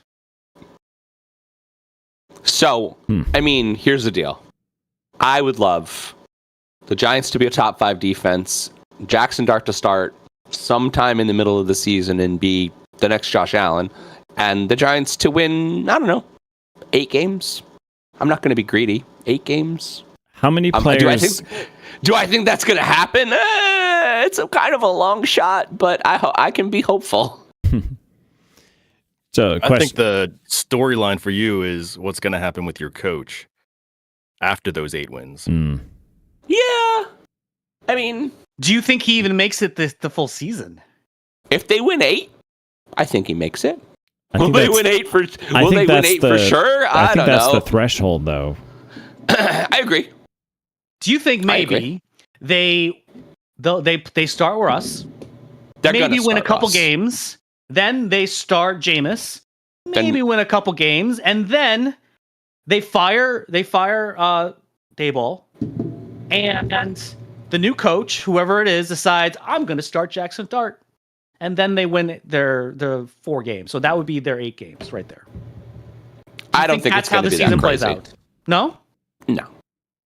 I mean, honestly, I would love them just to win 8 games with. I would like to see Jackson this season because he's exciting. But like, win 8 games with Russ. Give Jackson the There's season. no to way they develop. win 8 games with Russ. You don't think so? No. I don't think so. No, he'll I mean, he'll think play so. well for 2 or 3 games and then he'll just regress. Listen, Just like he did in Pittsburgh. he didn't do that in Pittsburgh though. He didn't even start the season. He got taken out early in the season. He started bad. He got taken out. He Justin started played. injured. He missed like the first 4 or 6 games. Yeah, but I thought Yeah. when Russ came in though, he played all right for a couple weeks and then, No, he but wa- then it he went down pretty quickly. Justin actually lost the job. Justin lost a job, Yeah. and then they did a Steelers, and that was with Russ. So Which Russ is had a weird. fine season last Justin year. lost the job going 4-2 as a starter. Which is why. Yeah, that Yeah, was- but they that talked was about very- how once Russell Wilson came in, it was like, oh, now we've got a quarterback. Like they kind of hung him out to dry a bit in the media. So, Yeah, that was Yes. not cool for but even Justin For said, you know, if Fields. I had played better, I would have Now, got the if job. we talk about actual real picks Yeah. for the Super Bowl, I think that the Bills are very high. I think that the Ravens are very high. I think that the Lions are very high. I don't know if they're- the Lions all are the going to be the same team they were last year though. I feel like they I had would like to things- see the Bears win, but they're the Bears, and I'm not going to say they're going to win, though I would like to see them win. I'm not going to say they are. Ben Johnson is very good at So do I for coaching fantasy offenses. purposes. But honestly, I think probably the Ravens are my favorite for football. Again, I think that the Ravens are probably the best team. on Pickup of paper. the year, Jair Alexander, I think. There's no more Justin Tucker. How will they Fuck win that. without Justin Well, I Tucker? know. They didn't really win with him last year. Yeah. Well, he So- was busy. Yeah. Right. Allegedly, Yeah. right? Who's going to But abuse yes. all those massage therapists now that Justin Tucker's not on the team? know. Come on. I mean, Derrick Henry is the Endgames. ageless man, Endgames. and like I said in the beginning of last season, I think that the Baltimore offensive line, the Baltimore running game, along with Derrick Henry, is just really hard to beat. We're gonna ask also you a really Lamar important Jackson running the football. Right. We're going to ask you a really And important throwing the question, Jeff. Are the Eagles going to repeat? No, You don't think so? I obviously hope so, but it's just so Yeah. hard, man. It's I don't just even so think hard. the Eagles are going to make the Super Bowl. Like I think another team is definitely going to do it. But who Do in I the know who NFC would that make it is? in their place? I don't think the Lions. I mean, are the as strong Commanders as are they gonna were be last tough. year. Yeah, Commanders have a Commander- chance. That whole division is going to beat up on each other. Mhm. The And- Commanders look strong and will have a chance, but it's going to be a different year for them. I mean, Mhm. we know the Eagles draft really well, but they lost a lot of big people on their defense. So, like, believe it or not, I actually think the Cowboys could probably beat them in a game just because they have that. It's probably going to be like 50-49. Do the Cowboys it get would to the be- playoffs though? They could. I mean, No. they have CeeDee Lamb. They have CeeDee Lamb and George Pickens now. Okay, lest I we mean, forget I how think many the times we Cowboys had are to gonna tell. average like Put 'em 40 together points and- a Yeah. game. Lest They're we gonna average forget 40 points a game. how many times we had to tell Tim on the show that he was right, that the Cowboys were just I know. fucking tire fire, and CD was not nearly enough to save them. Well, I mean, I think that the problem, honestly, last year was that Dak wasn't good. Their defense wasn't good because Micah was hurt, and the running game was bad. Miles Sanders isn't a good runner. Does Javonte Williams Trayvon fix Diggs the is hurt problem? too, right? Does Javonte Well, Williams fix the problem? I don't They drafted think that. so. They drafted that kid for I forget Jaden his Blue. last name is Blue. Yeah, and a lot of people think he's going to be the next big thing in Dallas. You're my boy. Well, he's And they- behind right. I He mean, beefed before up the their season offensive line too a little. before with the season draft. starts, he's behind Javonte and Miles Sanders, which Yeah, but I mean, he's it's a little like busy. A third down back. He's more like a pass catching option. Okay. There's I forget what his comp is right now, but it's the Colt. Can't remember now, but he's not going to be a 3-down back. He's a little light for that. Okay. And I mean, I think honestly, besides CD and Pickens, which are very good, I think that the receiving room is a little light in Dallas. I mean, Absolutely. who's number 3? Kavontae Turpin? Probably. Like, Well, Jonathan I mean, you have the tight Mingo? end Ferguson. Like, shut the fuck up. Oh, wait, no, they got Mingo, didn't they? Yeah, Jeff. Remember that? Like, how? That was How the did that big go? move. Panthers. Yeah, Big the Panthers move, Jonathan very Mingo. happily moved on from that. They're like, please. Anyway, I actually No, think the final Cowboys thoughts, are- baby. I think the Cowboys are set up to be a pretty formidable team, at least on the offensive side. Can I I have still a? think they're drafting very poorly, and I don't believe in them. I would take the Giants this year over the Cowboys. That's my Yeah, guy for real. right there. But if I Fuck have to make yeah. a pick for the NFC and it's not the Eagles, why not the Rams? Oh, I think the that's Rams- true. You know what? Yeah, Rams. Very well. Especially if Okay. the Rams- I forgot about that. If on the the way Rams up. actually get Jalen Ramsey, they're going to be That defense is very good. Yes. So I would watch the Rams in the NFC. I would be very, very excited to see Buffalo versus Rams, I think that could very likely be exactly what it is. or get a Super Bowl rematch of Buffalo versus Washington, since the Bills are only allowed to be in the Super Bowls against NFC East teams. So hey, I'll take Philly too, because that would mean they would have played the entire division. Did the Bills lose that on a field goal, or They lost the Giants in the field goal. They unfortunately they lost the others by more than that. We'll just put we're it that way. done. I have And we're one done. question. Do we think that Aaron Rodgers is going to play the full season? No. Fuck him. no? Because I think he'll get injured like halfway through. Yeah, he did say this is it though, which at Yeah. least he Which I came clean enjoy with a little that. bit of finality on his future, Does right? That's a breath of fresh air. Thanks, Raj. Ah! nicest thing he said his whole span of 4 or 5 years there. All right. It's going down. It's the next topic. You better move. You better talk. Let's start with one. And then we'll tangent. It'll be the one you won't forget. So, in classic John fashion, we're going to talk about With a another. whimper. That was We're going to amazing. talk about another New York team. Russell Wilson said at this weekend's This Fanatic is my Fest, surprise face. hey, that he became a Giant because he wanted to play with someone like Malik Neighbors. And while he didn't have many options to begin with, Wilson has only played with 3,000-yard receivers in his career, that being Tyler Lockett, Doug Baldwin, and DK Metcalf. That's it? Neighbors. Insane. Yeah, that's Yeah. it. Neighbors last year had only 1,204 yards, besides being a rookie, missing 2 games, and playing with 3 different starting QBs. So, Russ being the week 1 starter for the Giants feels like a given. Do we think that we'll see a top offensive year from the pair? And how important is a WR1 to a quarterback or a top QB to a WR1? Can one exist without the other? I mean, they certainly complement each other like crazy. I mean, you saw Allen and Diggs. I mean, that's my own personal experience. I mean, the Bills took off in 2020 because of Diggs, but Diggs also took off because Josh Allen had a meteoric rise. So That connection was huge. Yeah, and I think Connection was that's huge.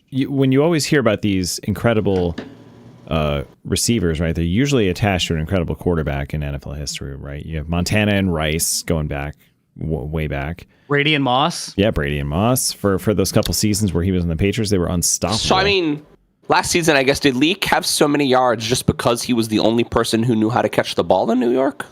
Probably. was that McNabb and Terrell And- Owens? That was a huge combination to go to. I mean, go is that Jets, just like Eagles a... Pete, John wants That- to talk about the Giants. Sorry. Is that just like a targets thing? No, but I'm talking about... And yes, I am... It's a little bit of a completely- Targets thing. It's a It target. was a little bit of a targets thing. He had the rookie record for receptions for like a hot second until Brock Bowers got it back like a couple hours later. So he certainly saw a Which, huge number of as a tight end, of that's pretty targets. amazing too. right. Wow. But I still think that a wide receiver, though it helps the quarterback, they can be independent. I mean, you could have a top 10 wide receiver and not have a top 10 quarterback, like you said. Absolutely. Josh Allen certainly went up in his touchdowns percentage and his completion percentage when he got Stephon Diggs. But I mean, there's just as many guys that you could have thought of over the years for fantasy. When Derek Carr, when he had Devontae Adams, Adams was a top 10. I wouldn't say Derek Carr was. Allen Robinson was kind of just a career out of whoever was there throwing the ball. Same thing with DeAndre Hopkins. So absolutely, they could be a top 10. They can be independent. They help the quarterback, but I wouldn't say that they're going to make that quarterback elite. They're just not. Here's a controversial take for John, and I apologize ahead of time, but I think that's what OBJ did to Eli Manning. I mean, right? That's for I do sure. not consider Eli Manning an elite quarterback, but OBJ made him mean, appear as one for a couple seasons. I don't believe that the first Super Bowl team had OBJ. They did not. Or They did not. very good receivers at all, honestly. Was he Mario on? Manningham Was he on the that 11? entire Super Bowl for Yeah, that one catch? pretty much. David Tyree Give and him Mario everything. Manningham. Yeah, but I mean, those are not guys that are going to be remembered past that David game. Tyree is a god Tyreek, in New York, yeah. even though he only made one. Really Yeah, but that's what I'm catch saying. You Yeah, know, okay. about. There's two guys that are not like you OBJ. dog Technically, on he didn't you make dog it. His on helmet Eli. By the way, Eli Manning gonna be in the Hall of Fame. Sorry, guys. But you dog on Eli Manning, it's and debatable. he still is one of the winningest playoff quarterbacks. He drug that team through that playoffs, that first one. I mean, He got hot at exactly the right time. and those there's no receivers, denying like that. you say, OBJ was the guy who made him win. That those receivers were not that good. I didn't say it first necessarily team. made him win, but it gave him numbers like an elite quarterback that he didn't really have before that. Now, here's another interesting flip side to that, and I really think this is an interesting question. So I asked it. But like guys like Josh Allen, guys like Patrick Mahomes, they've never had anybody. I mean, one season with Diggs, like they've never They had had 4 anybody, and seasons they with find, Diggs. but they Yeah, find I a was way. gonna They find a way to win. They do. They find a way to win. Mahomes was a different guy when he had Tyreek Hill. Yeah. That's when they were exploding. He's throwing everything deep, and then as soon as he leaves, everybody's about, well, who's the next Tyreek Hill? And now all they do is complain about how he dinks and dunks, and he doesn't throw the deep ball anymore until Xavier Worthy comes in. Right. But even he's still kind of like Tyreek Hill light. Like he hasn't really developed. I mean, he might develop into like the next Tyreek Hill, but he's not there yet. That's what I'm saying. Like he's propped up Hill, by I really like that. Travis Kelce across the middle of the field. So. Yeah. But then you look at these explosive offensive numbers out of Cincinnati, and their defense blows. But like the Burrow Chase, like that is a connection that they both make each other great, and though they are both separately great. And I mean, Joe Burrow is a top 10 talent even without. Yeah, that's what I'm saying. Burrow's They're as a both pure separately passer, great. Burrow is great, and he's got 2 top talent receivers, not just one.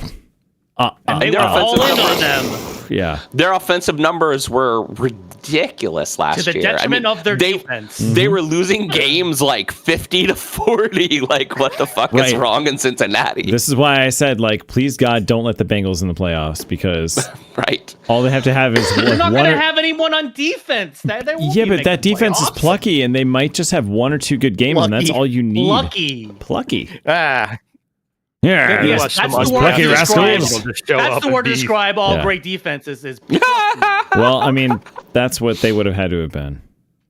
another possible episode title: Plucky Balls. Plucky balls. Well, Centennial Balls. It's already decided. Yes. Or Pluck My Balls. I don't Whoa. know. No, I like plucky balls. Oh, So, my By God. the way, talking about Cincinnati again. Yeah. So Trey Hendrickson of it all. Chances are, do you think he actually plays in Cincinnati at all and on that final year? I mean, eventually they're going to find him. Eventually they're going to find him for not being. Yeah, in he'll play training eventually, I think. preseason. But Yeah. does he get traded? I don't know. As time I mean, ticks, they're it out of gets money. less likely, right? And Jeff, I maybe you would know this. If the Bengals don't end up signing their first round draft pick, doesn't he become a free agent? Oh, that's right. He walked out, didn't he? At a certain time, I believe, if he's not signed with the I don't team, know the then answer to that, anyone can honestly. sign him. I actually think that's a rule. Interesting. Yeah, we'd have to look that up. I don't know. I'm trying to think. Well, I guess that should be an episode. Yes. Just Didn't like even think of I will research that and get back to you. Yeah. To, Give me 2 weeks, sir. To swing this back to the Giants, so like, I don't know, John, do you have faith in Russ for this season to start off? I have faith in that I have faith in that defense. There's no way Russ I mean, makes a full season. Mhm. There's no way. I think that defense is going to be formidable. I don't think I there's think a way the that they're over- not. I think the And I over think- under for Russ is like 6 games. And Wow. I think that if the Giants could, and for a little while last year, the Giants weren't scoring any touchdowns over multiple games. But I think if they can put together, I don't know, even 20 points a game, like 3 touchdowns, if they could put together 3 touchdowns a game, I think they win. Honestly. You I seem agree very with that. confident in I'm- the Giants' defense. You Why? don't? I mean, on Well, paper, it's good. Jeff, on But paper, that don't they front seem pretty seven- impressive? Like their front That line front is seven pretty, is pretty good. good. Their front line is. I mean, good, we know sure, we but- already know that Dexter Lawrence, Thibodeau, and Yep. Brian Burns are elite guys. We already know that. And Abdul Carter, we don't know he's going to be elite, but he certainly seems like he is. He is very, very athletic. He's very, very strong, and he looks really So good. your confidence is in the front Yeah. 4. Okay. Yeah. I was just curious. That's what the Rival Giants defense team. is. That's how the Giants win Super Bowls. Is they have. I mean, formidable That front was four. the Super Bowl team with Strahan. That was a front 4 team. That was a very good defensive team. Tom Brady still has nightmares about it. It'll be day. interesting though to see what happens when Saquon Barkley runs past them. Oh snap! Shots fired. We'll say. I like that We'll you're wearing see. green though. Thanks. It's if these balls could talk green. Listen, man, I love Saquon Barkley. I am glad he won his Super Bowl. He deserves it. Yeah. That he does. He definitely does. And I think he got, And- honestly, And the Madden mistreated cover of on the him Giants. reverse hurdling I is pretty think- awesome. I think that the idea of giving a mediocre Daniel Jones the money that Saquon Barkley earned is ridiculous. It's ridiculous. I don't Yeah. understand why Joe Shane still has a job. I really don't. I don't either. That I don't understand either. Like I kind of understood Dable being there. a I don't At little. understand least Dable. Dable has proven like clout as a When coach. you see your but- GM's kid drafting better than he is, I don't know. Scratch the head. He asked his Something going on there. teenager who he should draft, and he's like, Jaden Yeah. Daniels. Definitely Jaden Daniels. You only get one feel shot to like do this, Dad. his kid would kick the crap out of him in fantasy. I feel like that's Yeah. that would be funny to know. I feel like his kid would just Yeah, kick the right. crap out of him in general. I'd love to see the Where's results. Pablo Torre now? Hit Yeah. on that.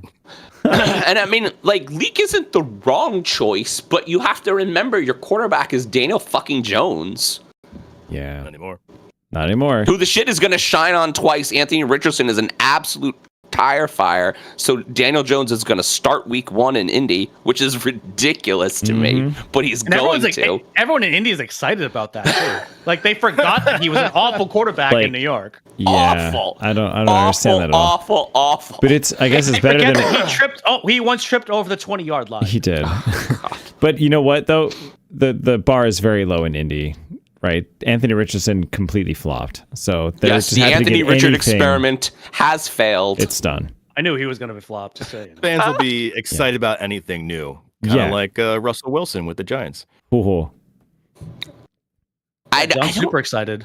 don't think I'm excited about Russ, besides the fact that he's Well- not Daniel Jones. But we know you're That's what I'm really saying. excited That's all for it takes. Yeah. Jo- You're John's excited that invested he's in going the to lead to future. Jackson Dart. That's what you're excited. Right, about. exactly. I was actually more John is excited about for Jameis Winston. Dart.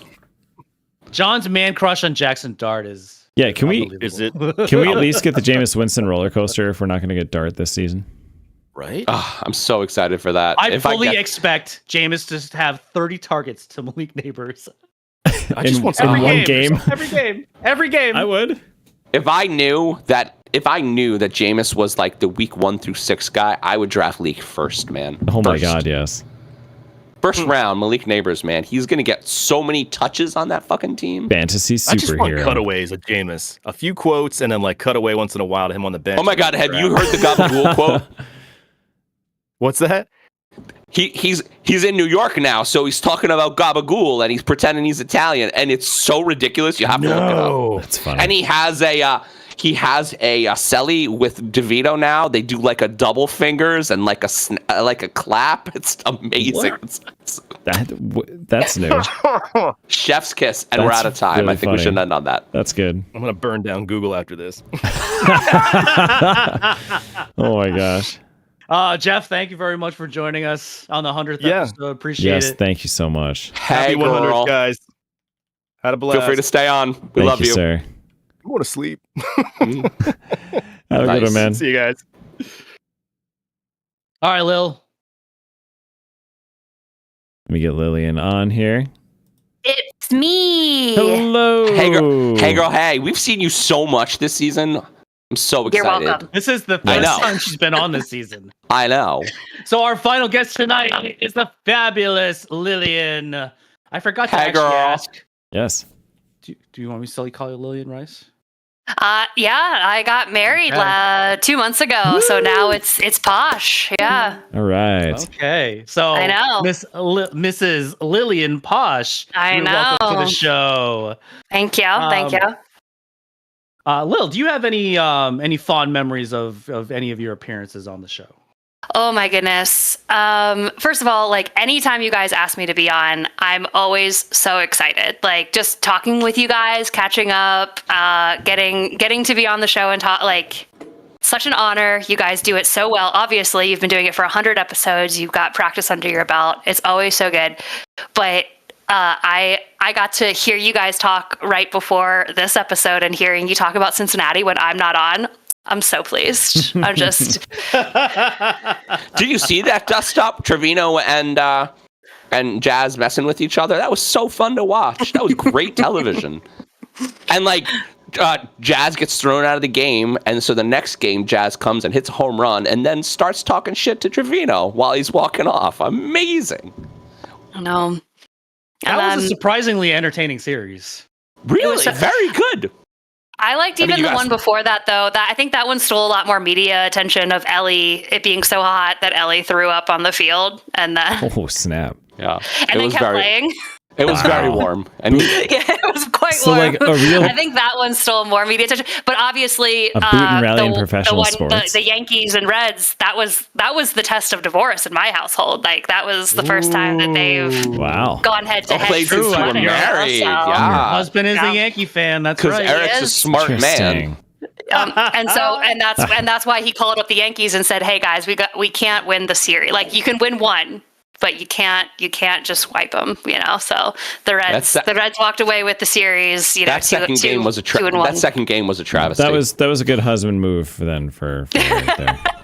Yeah, they regularly call him for advice, so he was just like, "Guys, you gotta." Yeah, I believe that. I Yeah, believe like, that. Look, I just got married. Can you just give me a little slack?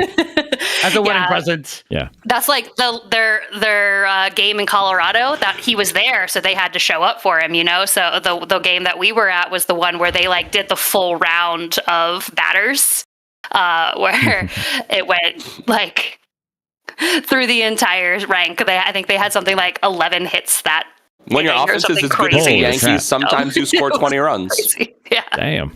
it was. Sometimes crazy. you do it 3 times in a season. Sometimes you do, but every time it's when Eric is watching. So Obviously, that makes a lot of sense. Some fun facts about Lillian's appearances on the show. She is the female guest with the most appearances. In fact, Wow. this is her 6th overall appearance. We have a lot of fun. Her first one was live streamed on July 6th of 2023 on an episode titled "Autonomous Flying Balls." That's a good name. And my Wow. favorite fact about her is she may or may not be in town next weekend. Ooh. I may be in town next. Oh, like almost exactly 2 years, like since Yeah. the first appearance on the pod. That's shock. Mark, I was thinking about this the other day. It's been almost 10 years since like we've known each other.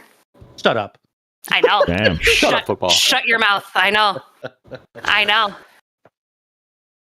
It feels like That's yesterday. amazing. That's I amazing. got the image of the episode up here on our website, iftheseballscould.com. Iftheseballscould.pod.com. Yeah, don't go to the other one. Yes. Gotta remember that.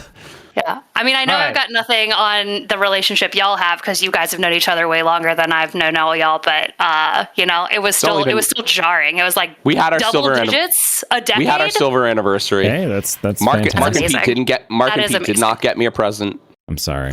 Rude. You didn't get me a present either. Rude. Yeah, but I'm I pretty. didn't get one either. You're pretty. It's true. He's the pretty one. All right.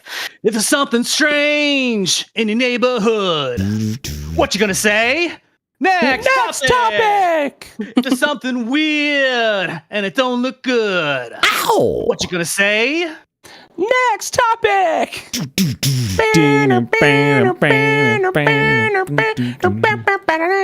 I ain't afraid of next topic. Nice. nice.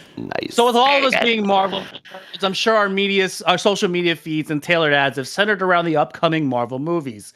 As has been reported on the show, Robert Downey Jr. will return to the MCU as Doctor Doom, and he'll appear in Avengers Doomsday in December of 2026. And Phase 6, Phase 6 will conclude with Avengers Secret Wars in December 2027. So everyone, are we looking forward to the upcoming Avengers movies?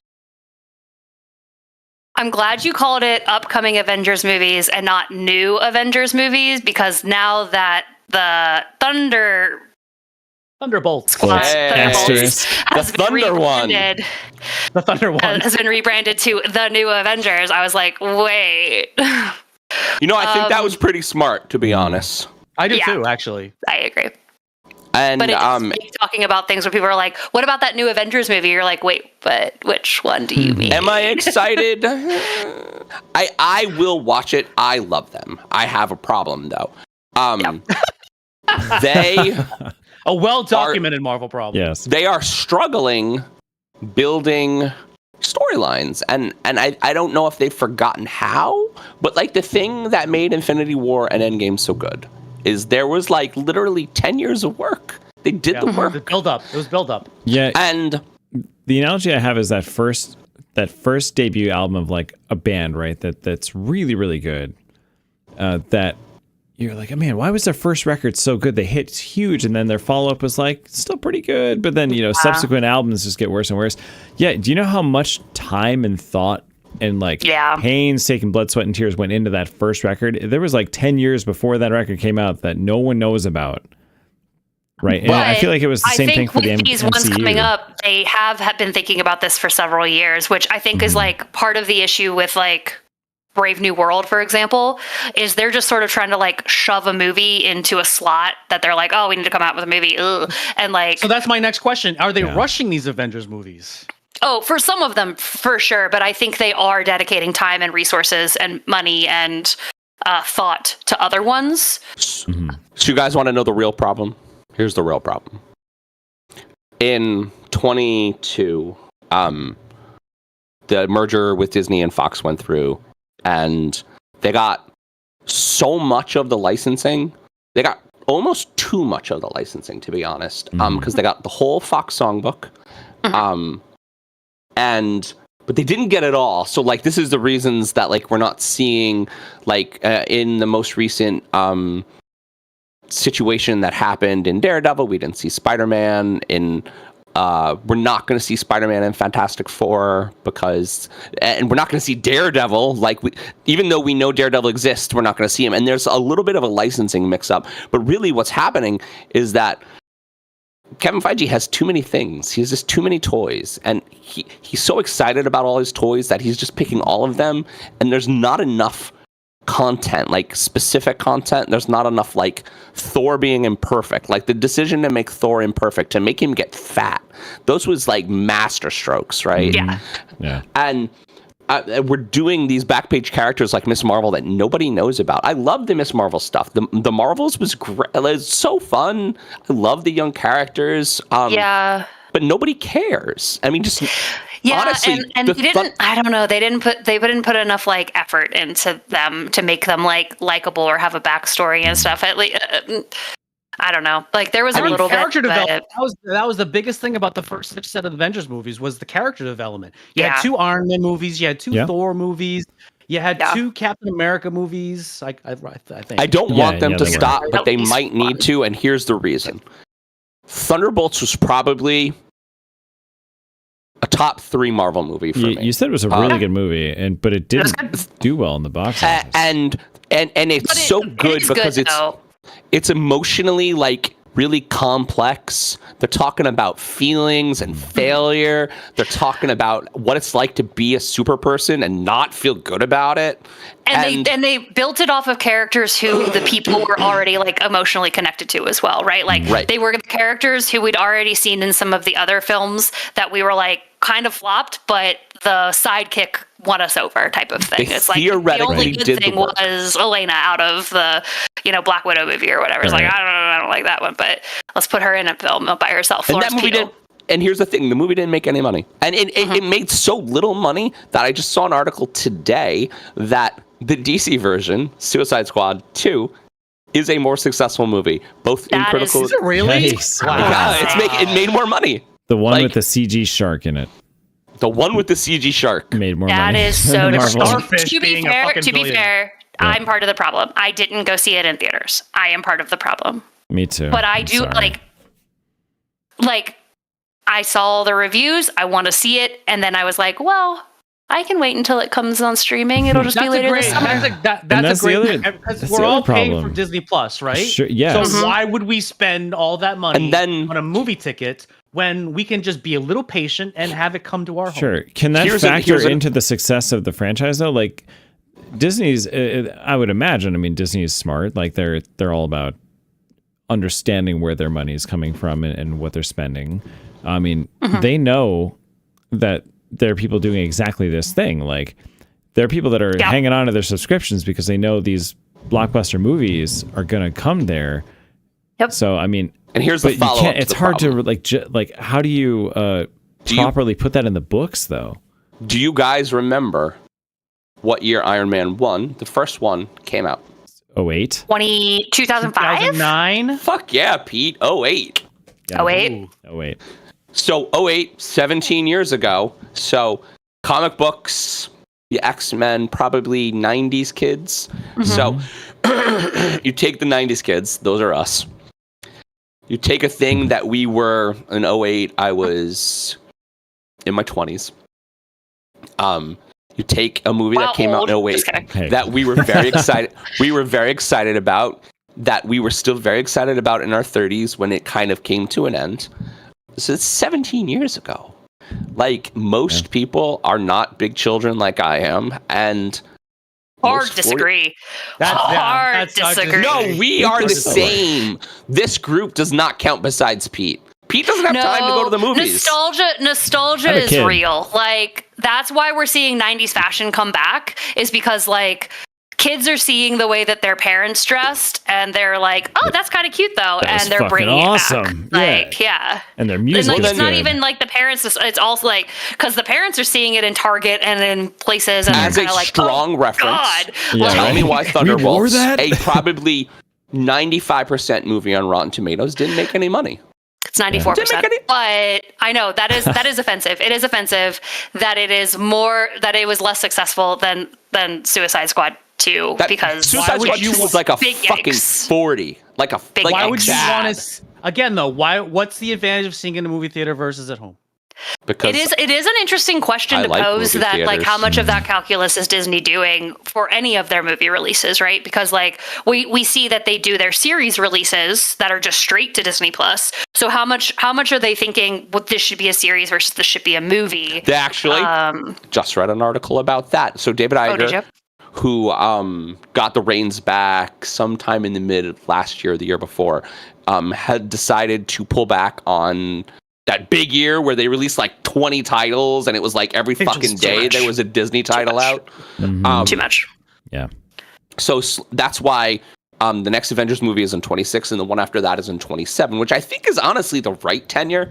I agree. Yeah, I think that team up Avengers movies. Right. I also recently they announced that they're going to hold the movies for the big events, for the Fantastic Four style things, for the Avenger style things, hold the movie theater for bigger things, and then hold the TV stuff for, honestly, the more street level characters, Daredevil, Ironheart, like kind of those back page stories that people don't necessarily know about, but maybe they want to share. I think Ms. Marvel probably belonged in the series and not the movie level, to be honest. I agree. Yep. Yeah. I like that series. It was fun. I did too. But yeah. So all right, we're at time. I was just gonna say, if you don't mind, the only thing that bugs me about this though is spreading these out. It's just delaying the X-Men. That's all I've wanted. I know. I'm like, you know what? Okay, you did the Avengers run, and this is maybe. I feel like there have got to be a lot of Marvel fans similar to myself who are a little bit more casual that maybe like focused on one thing in the Marvel universe, and that one thing X-Men, is right? the redheaded stepchild. No, they are. Sorry, that's a terrible analogy in this day and age. They're not. They're bringing like- back the old No, X-Men. that's so interesting because the X-Men, the like 90s throwback that they did earlier this year or last year or whatever, Yeah, that X-Men scratched that itch 97. for me. Yeah, that was Yeah. fucking awesome. But guess That what? was fucking awesome. Why can't you throw $1 billion like you do into Avengers Part 27 into like a good X-Men thing?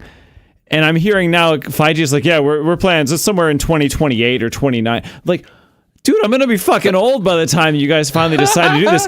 Hugh Jackman's gonna be playing Wolverine, the guy that's not supposed to age, and he's gonna look like he's 65. Like, come on. Well, because he will be. He will be. Like, let's They go. did What are we waiting recently, for? like literally June or May, hire the director. So the guy who directed Thunderbolts is hired to direct the X-Men movie. I mean, they're moving. Do they have a script? Very slowly, but they're moving. They're moving. I know. They have a director. Deadpool and Wolverine also scratched that itch for me, and I don't know. But I'm not a fan of the redheaded stepchild, as you say. I guess I'm so sorry. Like That's a I am, terrible but like analogy, but You know we what know. my favorite But I'm part gonna of keep this using episode? it just to remind you that no. you said it. My favorite part of this episode, by the way, has just been Pete. Like, because Pete, you've been so mad this episode. I 'Cause have? all you've wanted to do is talk about football, and all you want to do is talk about X-Men. that's, I mean, You're I'm a just like, simple guy. Why are we talking about the things I want to talk about? Just simple man, just football, X-Men. Me so simple. Yes, All drink.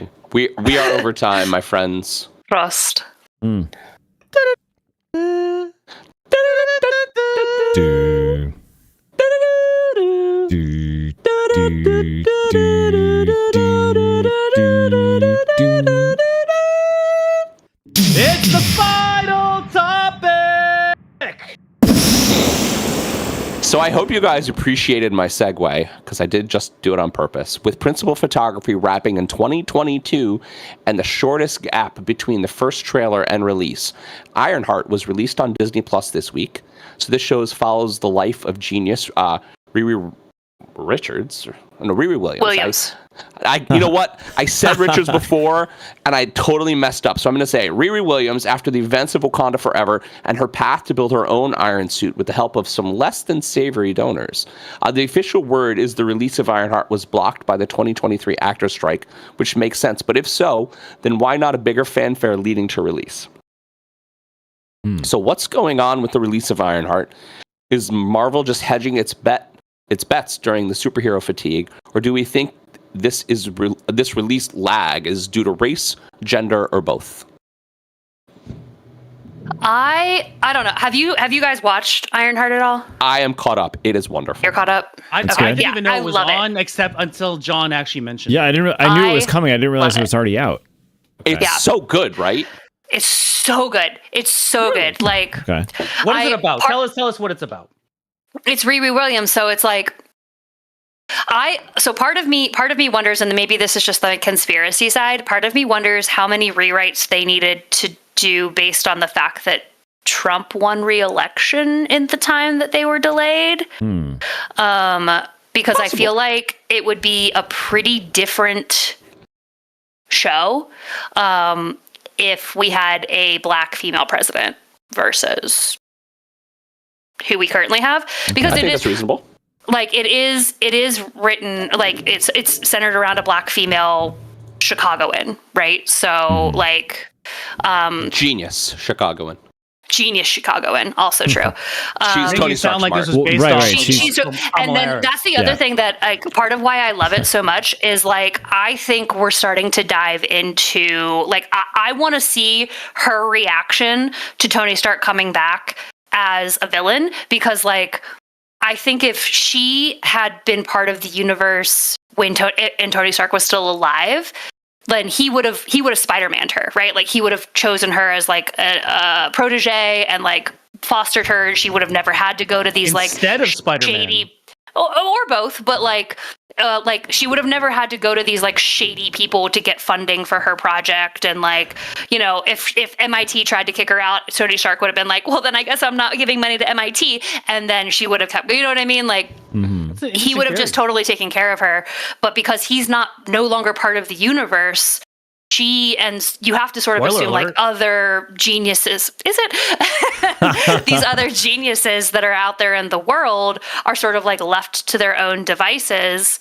And so I don't know, it's like fun for me to think about like the politics of it all, because like Wakanda exists and she went to Wakanda, but they're not like supporting her, giving her anything because like, you know, they're their own country who is like, are we part of the world? Are we not part of the world? Who, like, you know, like, so it's like sets the stage for her to do the shenanigans that are the main story of. So the show starts, and literally in maybe the first monologue and the first less than 3 minutes, it is mentioned that she believes she's going to be bigger than Tony, bigger than Hank Pym, like mentioning all the geniuses that we know that exist in the world.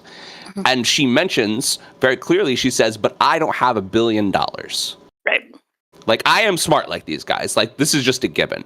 But I don't have $1 billion. And how am I supposed to keep would Tony Stark still be Tony Stark if he wasn't rich? Ah, so that's a good line. Which is which is exactly. It's like, would Tony Stark still matter if he didn't have this money? Would Batman nobody would give a shit about Batman? Sure. That this guy whose parents died in a back alley if he wasn't a billionaire. We had a lengthy discussion in this very show about this kind of topic. It was more referring to real life, like super evil geniuses.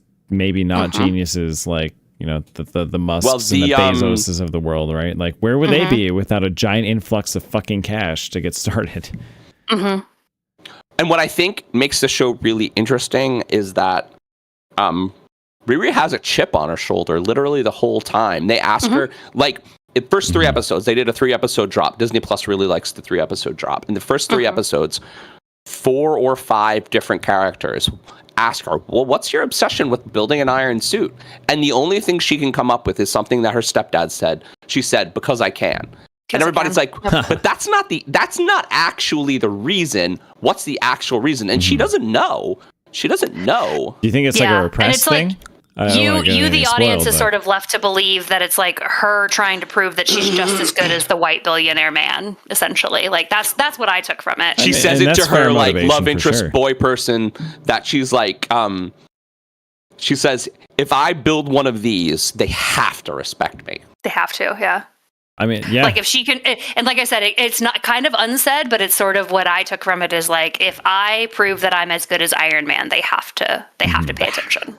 That's pretty cool. And I like her little ragtag group of criminals. The Hood is a little bit of so much. The Hood is a little bit of a left turn because now we're talking about like mystical MCU that they have sort of strayed away from. And we're not getting a lot of explanation about the Hood. Are those like the endless supply of ninjas that are in Daredevil? No, that's the Hand. That's the Hand. Yeah, that's a Sorry, Hood, Hand, H the Hood is more. It's more like Doctor Strange sort of mysticism. I feel like I feel like that's kind of how it's good. Like we haven't gotten there yet because, like John said, it's only 3-episode drop. But I feel like that's where they're gonna link back to, where it just like there's definitely like magic. He has a hood. He has a hood. It's definitely a demon. We haven't definitely a demon.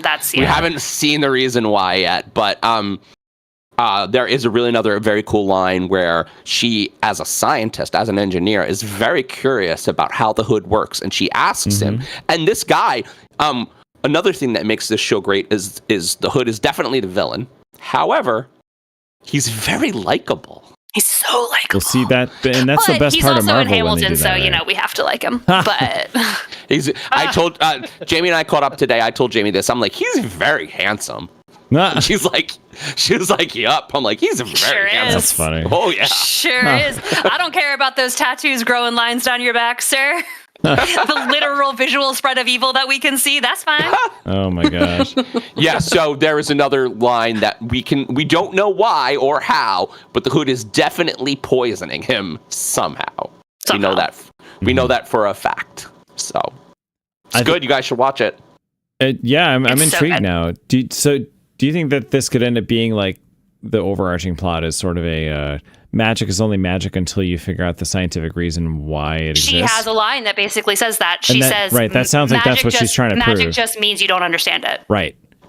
I love that because that's how the real world worked, right?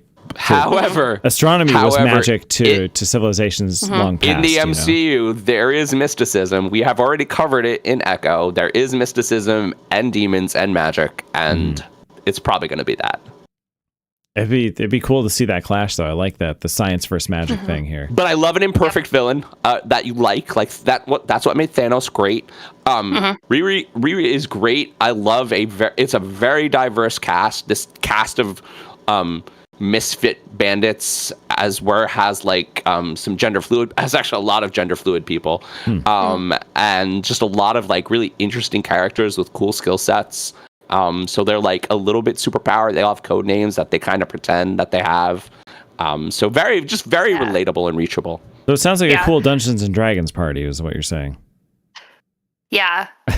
But like it's also I think it's fun. Also my favorite part, my absolute favorite part is that the like token white guy is obsessed with Live Laugh Love. Love that for him. Oh my god, that's funny. Love that for him. I noticed that. White male. Right. Obsessed with Live Laugh Love. He had not really a spoiler, he has a dungeon of black market hardware that he sells, and there are 2 signs in the dungeon that say Live Laugh Love that you can see. That's funny. He throws a third one away at a certain point in the episode. I love that note. And he still has one in his house because he throws one away, but there's still another one in his house that's not his dungeon. He's obsessed. I love that. Amazing. I love it. The one spoiler that I won't tell the boys, but I will talk to Lillian about. How about that tie-in, right? Earmuffs. Yeah. That's a good tie-in. I'm interested where they go. I love how they like brought that into his character. Like, I love that. Yeah. I think that was we're not going to say anything. There was just a really good. It's a really good. Okay. You know sort of spoiler. It's a really good tie-in. There's a really good tie-in. It's a really good tie-in to the overarching MCU that they do in the 3rd episode. Yeah. So be aware. I will watch it as a 36-year-old white person, going to a black person's house and having them be like, "There's a middle-aged white guy here to talk to you." I was like, "Ouch." Oof. So this one character shows up in like the hood of Chicago at Mom's house in the South Side, and is like, "Hello, Miss Williams. Is Riri here?" And she's like, just daughter, there's a middle-aged white man here to talk to. He's like, for the record, I'm 36 respectfully. And I was like, been there. Yes, so good. It's still young, right? And scene. I will watch Ironheart, but I first have to finish watching The Bear.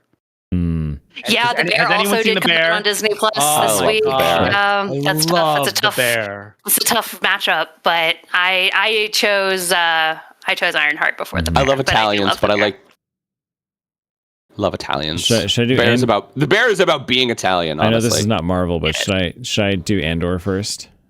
Yes. Okay. Yeah. Or Ironheart. Okay. Both. Both. Yeah. Both at the same time. Did you watch season 1 of Andor? I watched the first 5 or like 1 minute where he's walking through rain. Did you watch the whole first season of very complex political Star Wars drama? Because if you haven't, you have to watch it before you watch season 2. You have to watch both, like all the seasons. Well, yeah. No, I watched really season 1 where he's walking through rain. Oh, okay. You watched season 1. No, it's not just walking through rain. I watched the first 20 seconds of season 1 where he was walking through rain because I was like, I need something to test out my new rear surround sound speakers. Oh, you need to no, you didn't watch it. Just Pete, just say that. I turned it on. Okay. And then Liam started screaming. So then I had to stop watching it immediately. Have you seen any episodes of The Bear, Pete? No, I have not.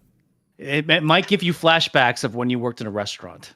Yeah. Oh man, that was. Andor. I've been told by people that work in restaurants, it is so real that they can't watch it, and it just stresses them out because they feel like they're at work. Andor is literally the most topical, the most art resembles life example of the current state of our government. Okay. Season 1 and season 2, they literally demonize a race and convince everyone that they're the devil. Damn. What? How is that Politically. parallel to our current political environment? I don't know. I just couldn't say. What do you mean? Right. So before we get in trouble, that has been our topics. We will be back next week with our friend Sam Crow, where we'll be discussing the upcoming Office convention known as The Reunion. In the meantime, you can catch up on our old episodes on our YouTube channel, www.youtube.com/@iftheseballspod. And don't forget to subscribe to us by tickling that little bell. Tickle, tickle, tickle. We would like to thank all of our guests for joining us tonight. Thank you, Steph, Jeffem, Jeff, and Miss Lillian. You can also follow or like us on our socials at If These Balls Pod on X, Instagram, Facebook, Threads, TikTok, and Blue Sky. Our website is www.iftheseballscouldtalkpod.com. This is Mark Pesci, and from our partner John Companion and producer Pete Steffen. That's what we feel they would say if these balls could talk. Good night, everybody. Happy 100th, everybody. Happy 100. Cheers. 100 episodes.